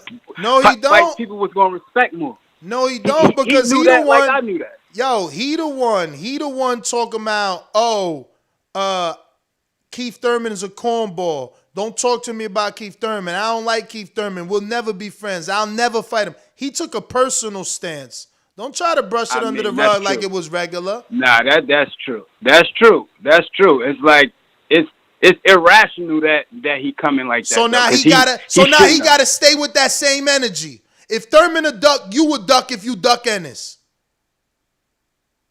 Yeah, I mean, that's him. He being a hypocrite, but us on the outside, we know that Thurman had better fights, and now I think Earl got better fights, and I don't want to jump in this up there. Like we just seen it happen with Josue. It looked like Josue got talent, a lot of talent, natural skill, speed, defense, slick, and he got caught ASAP. The same thing happened to Lubin. We thought Lubin was going to give it to Charlo. A lot of people did, and he came in there. A lot of natural talent, hit hard, slept. First round, slept. We see it happen, so I don't even think Ennis should even jump up like that and fight him. Even though Ennis do look a little bit like a different animal, I still think, like, bro, you got to be able to beat a top 10 welterweight to get a title shot. He ain't beat a top 10 welterweight yet. Like, I understand how the Earl beat. Earl beat? Who Earl beat to get his shot at Brook? What was his top 10 welterweight? 140-pound Chris Algieri? I mean, was he a top 10 welterweight at the time? I don't know, bro. I don't know. I would assume he was. Chris Algieri at the time, he fought Pacquiao and all of them. Who else would have been top 10? Well, he was a top 10. I mean, did Algieri fight Pacquiao at welterweight or did he fight him at 140 or a catchweight? What's Algieri's best welterweight win for him to be a top 10 welterweight? So you saying he was a top? I don't know that. You saying he was a top 10 because he lost to Pacquiao? You saying he was a top 10 because he lost to Pacquiao? Was he a top 10 welterweight though? Nah, I don't think so. Not a top 10 welterweight. Top 10 140-pounder, absolutely. All right, but I mean, I'm an Earl fan, but I think and I'm an Earl fan, but I ain't protecting Earl. I think Earl should fight Crawford ASAP. And I think Crawford probably might beat him because I think Crawford more versatile and Earl could be stiff. But I just think Ennis got to be a top 10 welterweight at least. Like maybe he gonna get the Jamal James fight or something something like that. Ennis doing same thing Earl doing. Earl beat a 140 former champ. Ennis beat a 140 former champ. That's how they doing it. We following in Earl footsteps. What's good for the goose, good for the gander. What Earl got, we want. Yeah, I mean, but who else was fucking Kell Brook gonna fight though? I mean, what you mean? Earl was the mandatory. He wasn't. Boo's about to be the mandatory. That's all. I know, but like Brook didn't have better fights than Earl. He could have fought Keith Thurman. What you mean he ain't had better fights than Earl? He wasn't fighting Keith Thurman. But he could have. He could have, but he wasn't seeking it like the way like the welterweights is seeking to unify right now. He wasn't seeking that. He wasn't. Yo, he was trying to sit and fight a whole bunch of. Not you. I'm sorry. I'm getting pulled into the chat. But I just wanted to double back on that. I think Ennis should even fight Keith Thurman or whatever, but I think he should get like a a top 10 win before he go in there, and then let's just Keith try to Thurman, get Keith undisputed. Thurman not a top 10 welterweight. He ain't in nobody rankings, man. People got to stop saying But Keith Thurman, we man. know he a top 10. Even Ennis know he a top 10 That ain't welterweight no because top he 10 said if I don't welterweight get right now. He ain't no top 10 welterweight right bruh. now. Bruh, I got to go because I got other callers. But listen, man, anybody who's an Ennis fan, stop saying Keith Thurman because he ain't going to get credit after the fight, man. He going to beat Keith Thurman, and they going to say, man, he was on 2 years layoff. He ain't fought nobody since he lost to Pacquiao. Thurman was retired before he fought Pacquiao because he had 2 years off before he fought Pacquiao. Like, dog, if you like your fighter, why you setting him up? Like, you setting him up. You know what's going to happen. You know what they going to say. You know what's going to happen. Like, don't nobody sit here and be like, yeah, Canelo beat the shit out of Mosley. No, that was an old Mosley. Mosley probably like 40 years old or some shit. Bruh, Mikey ranked number 2, Mr. Producer, and you heard what the president said. They taking his ass out of there, man. He ain't nothing there for real. His name getting removed. And show me Algieri being a top 10 welterweight, man. And don't find no top ranked bias rankings because they the one made the fight with Algieri and top ranked promoted Manny Pacquiao, man. How you a top 10 welterweight? You ain't got a welterweight win, man. Like, that's just logic right there. Like, everybody trying to argue that. Like, who he beat at welterweight to make him a top 10 welterweight? Like, you guys are crazy. Yeah. But and there ain't no knock on Earl. That's just defending Boots. That's just letting you know Boots could fight for a title without a top 10 welterweight on his resume. Because that's what you do when you win your sanction. It's about what ranking you in the sanctioning body, not in the entire division. That's why it's multiple sanctioning bodies. Where you ranked in that sanction, oh, he number 3, and the number 2 is Porter, who not going to be number 2 no more. Win or lose, he out of there. Number 1, we already know he don't want no smoke. He been in the number 1 position all his life. He don't want nothing. He going to wait forever for his opportunity. We got a new caller in Kansas City. Who this? This is Kyle. Hey, I'm Kyle. I'm from Kansas City. I got a situation with the Plant and Canelo situation, if you can hear me. Paul in Kansas City? Hello? Can you hear me? You said Paul in Kansas City? Yeah, Kyle. My name's Kyle in Kansas City. Oh, Kyle. Okay, go for it, Kyle. So my situation with the Canelo and the Plant situation is: do you think there's gonna be any like weird stuff like it was with Triple G and Canelo? Like not in the weigh-ins, but I'm talking about in the fight. Like there's a viral video of like they're exchanging, Canelo and Triple G are exchanging, and then Canelo like slips, drops a knee, and then Canelo or Triple G's about to throw one, but he stops and then he lays back on him, lets Canelo reset, get up, whatever. Ref comes in, stuff like that. Like, slips like that, do you think there's going to be any intense stuff in the Plant and Canelo, like, fight? Because I think in an epic, like, very skillful situation, 2 skillful fighters, I think, yes, that was a mercy. Like, Triple G showed some mercy, but I would have called that as a knockdown in the Triple G Canelo thing, because that's 2 very skill level. Like I feel like a lot of judges won't know what they're watching when it's that much of a skill in one fucking area. Like they won't know what's happening. So a slip like that, and they really exchanging, I feel like that's inevitable with a Plant and Canelo situation. And like I feel like something like that's gonna happen, but people are gonna take it one way when it really was like, nah, he knocked him on his ass, but like Fury, Wilder situation, ref wasn't paying attention, Fury, whatever. Somebody's gonna drop the ball in a tense situation is what I'm trying to say. Do you think that's gonna be a possibility? Man, I hope not, man. I'm an optimist, man. I'm looking forward to a great fight with zero bad judging and cards. I don't want boxing to show its ugly face. I want them to try and give us one of the greatest nights in boxing history.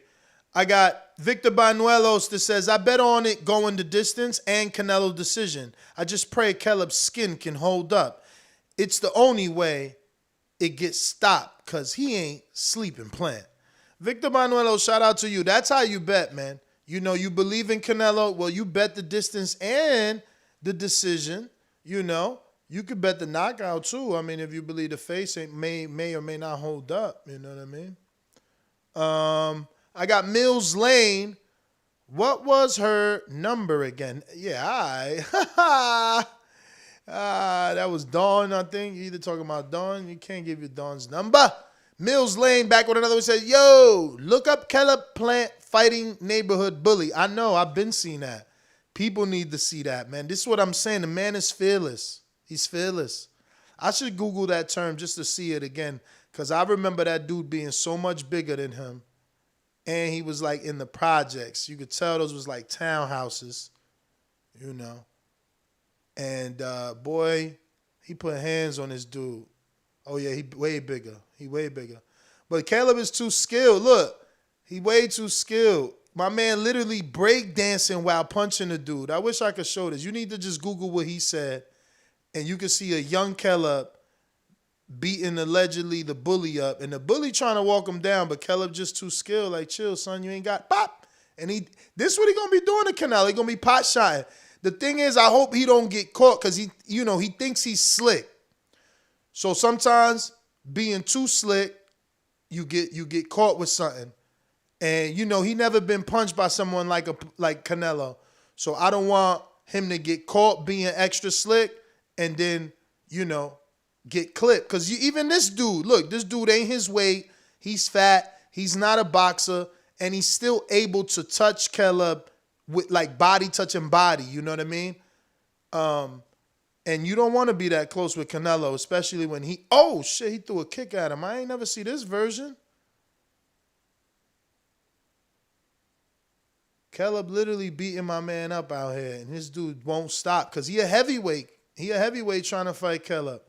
All right, that's enough of that. That's interesting. This is a longer version. Did they just re-uploaded this on the October 23rd. No wonder. I never seen this long-ass version. It's 2 minutes. Wow. I only seen him on Instagram clips and shit like that, beating the brakes off him. But this 2 minutes worth of Caleb having a whole street fight out here with a bigger man. But this ain't street fighting. You understand? Boxing is boxing. And, he was boxing in the street fight, though. But, of course, he couldn't hurt the guy. You getting timed out, man. Fuck out of here, bro. You're a dumbass. So stupid. Couldn't hurt the dude. Motherfucker's a heavyweight, man. Caleb looked like a whole little kid in that video, man. Look at his face. You want him to hurt a heavyweight. No, he outboxing the bigger man. That's why he's moving. He on his feet.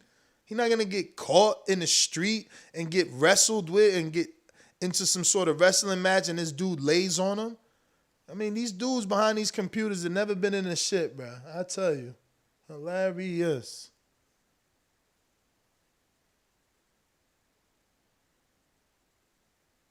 Oh, he ain't even a boxer now. I can't wait for Saturday. I'm going to have to put up with this shit for another 5 days. Because I know, win or lose, y'all going to end up respecting him. Same way with Wilder.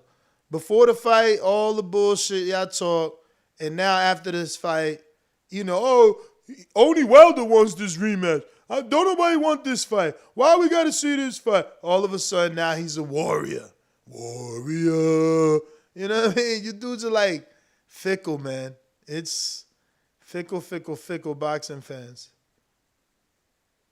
Yeah, dude was trying to stab him in the end. I ain't know that. See, I told you, I ain't never seen that long ass video. I ain't know. Dude, he got a knife at the end? Wow.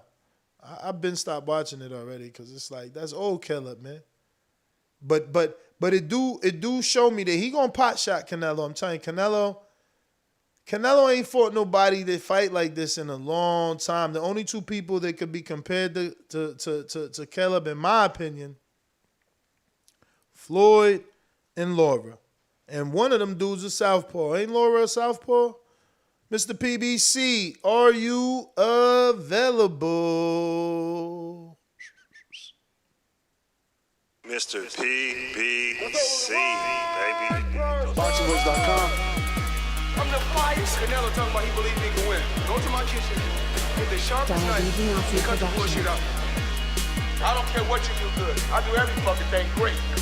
Mr. PBC, baby. Yo. Shout out to you for giving me the call. Yeah, the best part of waking up is definitely PBC in my cup. Can't wait for this fight. Definitely gonna be a PBC fight. I bet on Caleb Plant going decision and like a couple rounds for Canelo by KO. I think that's all he really got.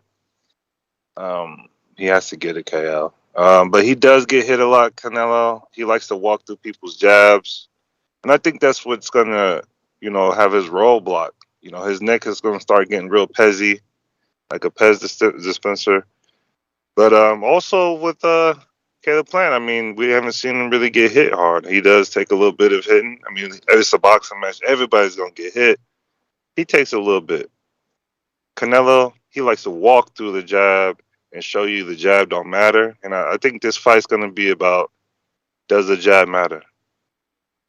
That's why I got him by decision. I'm winning, I put 25, damn near $300 for decision. I might bet some more money. But I think Earl should fight Bud. We can't just keep on jumping on these little things, that come up, these little eye test dudes. I Bud think he is should fight busy. Bud. Bud is busy.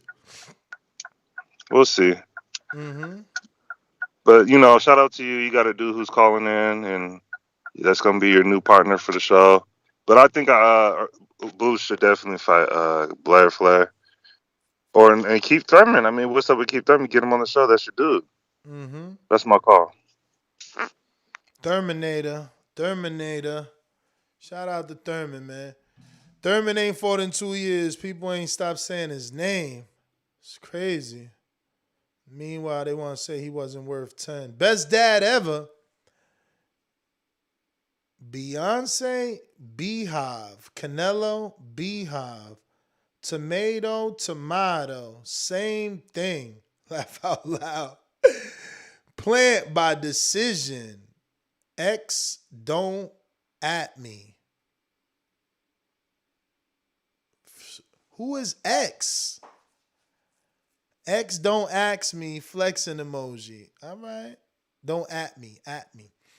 We got Big Super Mex that says, hit that wishing on a star for yourself. # delusional. Yeah, like you're not a super Canelo fan. Please, brother. Please. I know all of you guys, man. I know who you are. I know who's a fan of who, man. Don't you lie to me. Big Gucci Nick, you just listening? ¿Escuchando o va a estar hablando? Yo, shout out TBV, man. Everybody hit that like button, hit that subscribe button. You know what it is. Best boxing podcast on YouTube. Ness, I was looking at the WBC rankings, and it does say Keith Thurman's number 4 in the WBC. I think Earl should fight like a Keith Thurman, man. Nah, man. Nah, I'm not cool with that, man. I'm not cool with Earl getting Keith off a 2-year layoff when Keith been wanting to fight him when he was active. Nah, I'm not cool with that. But you gotta think about it. Al has to look out for all his fighters. He's not gonna give Thurman the boots. He's gonna try to give Thurman to Earl and give him one last payday if he could beat Earl. And I mean, nah, man. I don't see any other. If Thurman takes that Earl fight off of 2 years, he loses, and he might not even look good. And then it looks like you ducked him, and this is the reason why. Nah, man. But do you really think Thurman's gonna fight Boots? I think that's a small possibility, man. I'm not saying Thurman should fight Boots. Thurman don't need to fight none of them dudes. Thurman, I repeat myself. Thurman needs a Mikey Garcia off a loss, Jesse Vargas off the loss, Rashidi Ellis inactive, I'd like to see him against Virgil. I No, mean, what the Thurman versus fuck? Virgil. Come What? on, dude. Listen, Virgil ain't No, got that high man. level No. experience, so it's gonna be a good fight. No one gets Thurman off a 2-year loss, man. No. Why you just want a name for your boy? This is what I'm saying. Y'all so No, funny. I think Thurman beats Virgil. How the Ness. I fuck think could he beats Virgil. hell Hell yeah. no? Thurman ain't being nobody off 2 years layoff, man. He got to get his timing right, man. Thurman is about legs and timing. He been stopped knocking people out. He can't get in there off a 2-year layoff thinking he gonna beat somebody. No, man. No. And I feel you. nobody should be asking for Thurman. You want to fucking cherry pick. If you asking for Thurman in 2021, you looking for a cherry pick. Thurman needs to fight Berto off a fucking 4-year layoff. That's the type of names Thurman needs. I don't think Berto's coming back though. I don't think he's That's coming fine. back. That's fine. But that's the type of name he need. And if you want to give him I hear something you. more than that, give him fucking Lipinets. You want him to fight Boots, he'll fight Lipinets first off of this layoff. Like Thurman got one loss, man, to Manny Pacquiao. Like, why are we trying to just sell him out, man? Like, it's crazy. Like, he deserves a comeback fight. The hell? He didn't even get a rematch.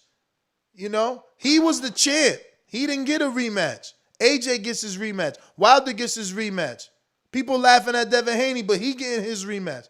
Thurman didn't even get his rematch. So of course he sat out. He had to give up his rematch clause to take the big fight. Why I say Berto? Because Berto's been inactive. And Thurman deserves a fight on his level. He don't deserve to be given up to build someone else's resume.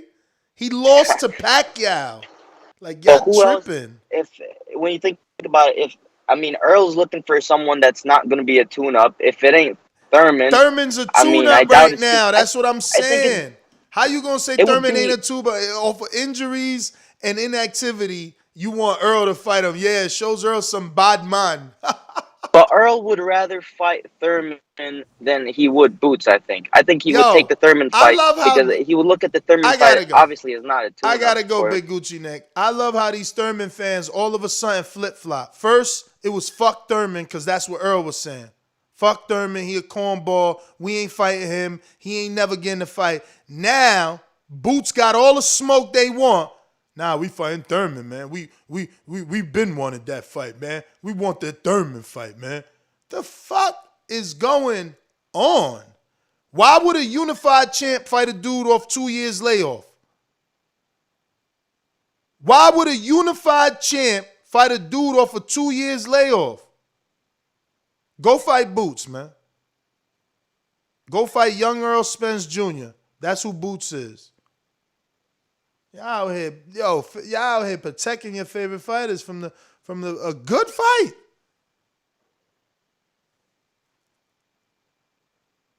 King the Dream, man. What up?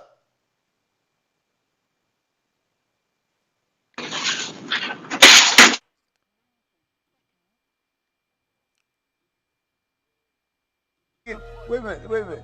You say you know boxing? Yeah. What is it? Maybe I don't know. Tell me what a pool counter is. Pool counter? I've never heard that term before. That must have been your term. You must have been No, Fair Shake, HBO need to fire you. You don't know shit about boxing. You ain't shit. Yo, what up? Can you hear me? Yeah. Yeah. Good afternoon, man. Good afternoon. Here we are again. What, 3 hours in already? Yeah. We just made it to the afternoon. I like it. So what's I know the main topic is Canelo playing, right? That's what y'all was talking about when I was on earlier. We just talking fight week predictions or what? Nah, we just talking can Caleb beat Canelo Alvarez. Okay. I'm in the twilight zone right now. My bad, because I was listening to the show from last night, so I'm still on the Blair Cobbs and Boots. I'm trying to adjust myself to what's going on this morning. But Canelo and Plant, listen, man, this is the big fight week. It feels like we just had a huge fight. Now we back at it again with another big fight. Just shout out to boxing, man. Plant can do it. We know it's hard to get a decision on Canelo, man. I seen Floyd beat that boy 12 rounds to nothing and got a split decision. and that's Floyd Money Mayweather. You know what I mean? So for Plant to get a decision, man, that's gonna be tough. You know, we watched Triple G beat Canelo in a lot of people's eyes and get the draw. So it's like, I don't know. Can Plant get like a moral win amongst the fans and then lose on the cards? That's that's extremely possible. But will he actually win on the cards? Man, I don't know. I doubt it. I don't think they'll give it to him. But either way, man, I'm excited, man. It's gonna be a really, really good fight. And I'm gonna put some money down on it going the distance. I agree with you. I don't think Canelo stops Plant. And that's all I got, champ. Appreciate you. All right. So people like my producer talking about, yo, Chris Algieri's number 6 in the WBO. First and foremost, don't bring up the WBO. They just lost their virginity, okay? That's the youngest belt. Secondly, speaking of the WBO, they rank fighters in the division below just because they got the belt in the division below. That's what they do. And I ain't even going to use BoxRec because it's worthless. But I'm pretty sure after he lost to Pacquiao, he being Algieri, he ain't beat no welterweight because I'm pretty sure he even lost to Khan. You know what I'm saying? At welterweight. So, I mean, you know, we can lie all we want. And let's keep in mind that the WBO or the WBA or the WBC, that's a sanctioning body. You know, that's not considered a top 10 welterweight. Top 10 is like if you use the ring, who's the 10 in the division that they got.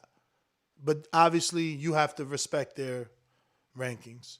So whoever you use, you go to that. Not per sanctioning body, because some people don't even get ranked in some sanctioning bodies. It's all about who's paying. Who's paying the sanctioning fees to be ranked. So, you know, he might have been number 6 in the WBO, but number 12 in the WBA.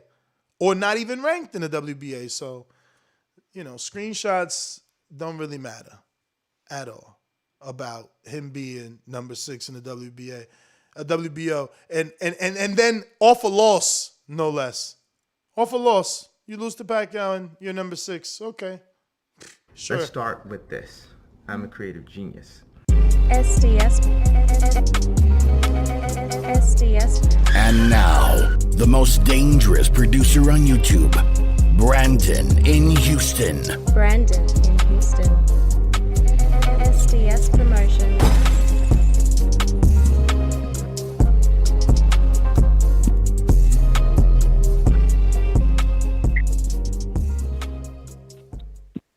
Man, yo, how much does this Ness Heyman protection plan cost? You know what I'm saying? You know, when you buy a phone and they say, hey, you want a 2-year protection plan like for $59.99? How much does this Ness Heyman protection plan cost that Keith Thurman got? Errol Spence been telling you, like, listen, I don't want no tune-ups. I don't want no tune-ups. And you trying to tell me, nah, you trying to tell me about Keith Thurman. This man, Errol Spence, was thrown out of a fucking vehicle. Had a detached retina. So what you doing? He's still telling you, like, yo. You comparing two different people? That's what you're saying? Because one dude. I'm just saying. Because one dude don't need to tune up, the other one don't. Listen, I'm just saying. You trying to downplay Errol? Talking about he ducking. You desperate. You trying to say he ducking? You trying to say he ducking? You desperate for a name. You trying to say Errol ducking Boots now? You desperate for a name. You trying to say Errol ducking Boots, right? But then you over here trying to protect Keith Thurman, talking about nah. He can't fight Boots, but he's trying to put Errol in with Boots. Man, get out of here. He was thrown out of a fucking vehicle. Champ, you know what it is?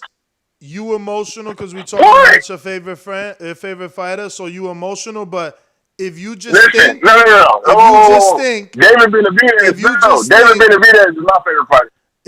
If you just think Nestor Gibbs always gives a tune-up. When AJ lost, I told him fight David Allen and Chisora. When Wilder lost, I told him take a tune-up. Listen, man, and we just talking shit about Algeria. Listen, Wilder just lost. He's still number 1. He lost twice. He's still number 1 in WBC. In the WBC. And I know what you're saying. But I'm just saying. In the WBC. I know that. I'm just giving you an example. Hey, listen, like this is one of your key talking points. I'm giving you examples in boxing history, Nestor. Ness Heyman Gibbs. I'm giving you the example in boxing history that you love to use. You can punch all upside his head with these examples. So I'm just telling you, And Wilder just lost twice, and he's still number one in the WBC. In the so that's what I'm saying. WBC. Like, in the WBC. I get it. But that's an example. I'm just telling you, he's still a top 10. I'm just telling you, it's how it is. That's just what boxing is. That ain't me. Yo, I'm just giving you the example. I just of want how you it to is. know, in closing, you're comparing Chris Algieri to Deontay Wilder. No, I'm not. I'm just saying. I'm just saying alpha loss. You try to take an alpha loss. You try to throw that in like there's a kicking, like you kicking a dead body. I'm just saying he lost twice and he's still number one. Yeah, again, you're comparing Deontay Wilder, a career heavyweight, right? So he got nowhere. You talking about a dude that had one fight at welterweight and lost and is ranked 6. He fought Pacquiao and lost, man. Like, you're respecting. I understand that. I get it. As a true boxing fan, you can't respect that he's 6 at welterweight when he never fought there and his first fight is a loss. Like, you're not supposed to respect Chris a former champion. He's a former world champion. He's a former world champion. And I get it. I hear your side of it. I'm just saying. It is what it is. And like I said, this Keith Thurman protection plan, I need that at work. I need Ness to come out. Hey, protect me at all costs. No matter what I do, I need Ness to give me that protection. Is always going to have the Ness shield. That's what we're going to call it from now on, chat. Ness shield. You know what I'm saying? The Ness Heyman protection plan. $59.99 for 2 years, man. Call it what you want. Call it what you want. Just make sure you call it this. Ness ain't giving your favorite fighter no free fucking name. You want a Keith Thurman name on your resume, you going to get him when he 100%. Out here trying to get fake Thurmans so they could be on your resume so you could pad your shit. No, sir. No, sir. You go fight one of these healthy motherfuckers that's nice and ready. Get out of here. You just want your favorite fighter to have a fake big win. Oh, he beat Keith Thurman. He beat Keith Thurman. When the last? Oh, damn, he ain't fought since Packard. Damn, that was 2 years. Damn, he was out the ring 28 months before he fought. Nah, that's what you want because you know you don't believe in your favorite fighter. So you want an easy fight for him. That's what you're saying. I would never, ever want an easy fight like that unless they need it. Like Thurman needs right now. He needs to get his timing back. You want an easy fight just to pad the record. So just to say that Virgil got a good win or Boots got a big win, like you dudes are so whack, man. Like you don't even understand that you telling us your true colors, man. Like that's how you are the definition of fake it till you make it. You literally calling in to argue that he should be able to fight Thurman, who's a broken bird, so that we could fake it till we make it. Like, y'all dudes extra corny with mad whack juice, bruh. Like, Crawford would not want that. Like, competitive people don't want that. Go get a win is what they gonna tell you. They don't want that. Crawford said it in his interview that he know that they would discredit him. They won't give him credit. Like, y'all dudes out here so desperate for your favorite fighter to have a resume, you willing to take anything. Anything. Nah, he coming out the motherfucking rehab, we'll take him. That's what Boots doing. My man literally came out of jail. They cut the bracelet in Showtime studio. That's the type of fighters, like that's the fighters you want your favorite fighter to fight. A dude got released from the cell. They cut the bracelet like, blop, let's go. Fight Boots. That's what you want. Now you want him to get third. So on top of Boots having a dude that just got out of jail, that they had to cut the bracelet before the fight, you also want him to have a dude that hasn't fought in 2 years. Like, do you like Boots or do you want Boots to be ridiculed in these streets? Do you like Virgil or you want Virgil to be called the cherry picker for picking on a dude that ain't fought in 2 years? That people call fragile. All of a sudden he's not fragile. All of a sudden he's the best fighter out there. Earl needs to fight him. Yeah, no, man. Earl been wanting to fight him. Even though there's interviews of Earl saying he'll never fight him. This is so weird. So weird. Very weird of you guys. Very, very weird. Whoa. Coach Rivera, what's going on, my friend? Are you just listening? And if so, I think we are Dunsky. Let me check these super chats. Refresh. All right, we got George Foster that says, all these dudes picking Plant promised us that Wilder was going to KO Fury. Is there some kind of PBC fanboy correlation going on here or what? I mean, I picked Fury. I was rooting with Wilder. That was very clear. Very clear. And I've been pretty much saying that with Canelo too. Like, I'm rooting for Plant. The difference in this is I think the probability for a decision by Plant is way higher than 99% of boxing fans. I believe in his boxing skill. We'll see. I could be wrong, That's what this is about. It's about, wrong and right. Sunday is for you to eat that crow. The Axiom says Thurman's career got pushed back at the same rate as his hairline. Man, you guys are terrible. Sway in Brooklyn. Keith part-time Thurman needs a tune-up, not boots. Exactly. No, he's sometimes, run times, part-time. No, give him the Earl and boots so we can get a name. Yo, you dudes are weak sauce, man. Trying to feed your favorite fighter an easy fight, man. I see what y'all doing. But that is everybody. NestGTO, Instagram and Twitter. Catch me on the next one. Today is Monday. We doing Untitled at 9 p.m. I should be joined by Shan and Enrique. So catch me tonight at 9 and maybe in between if something breaks. Peace.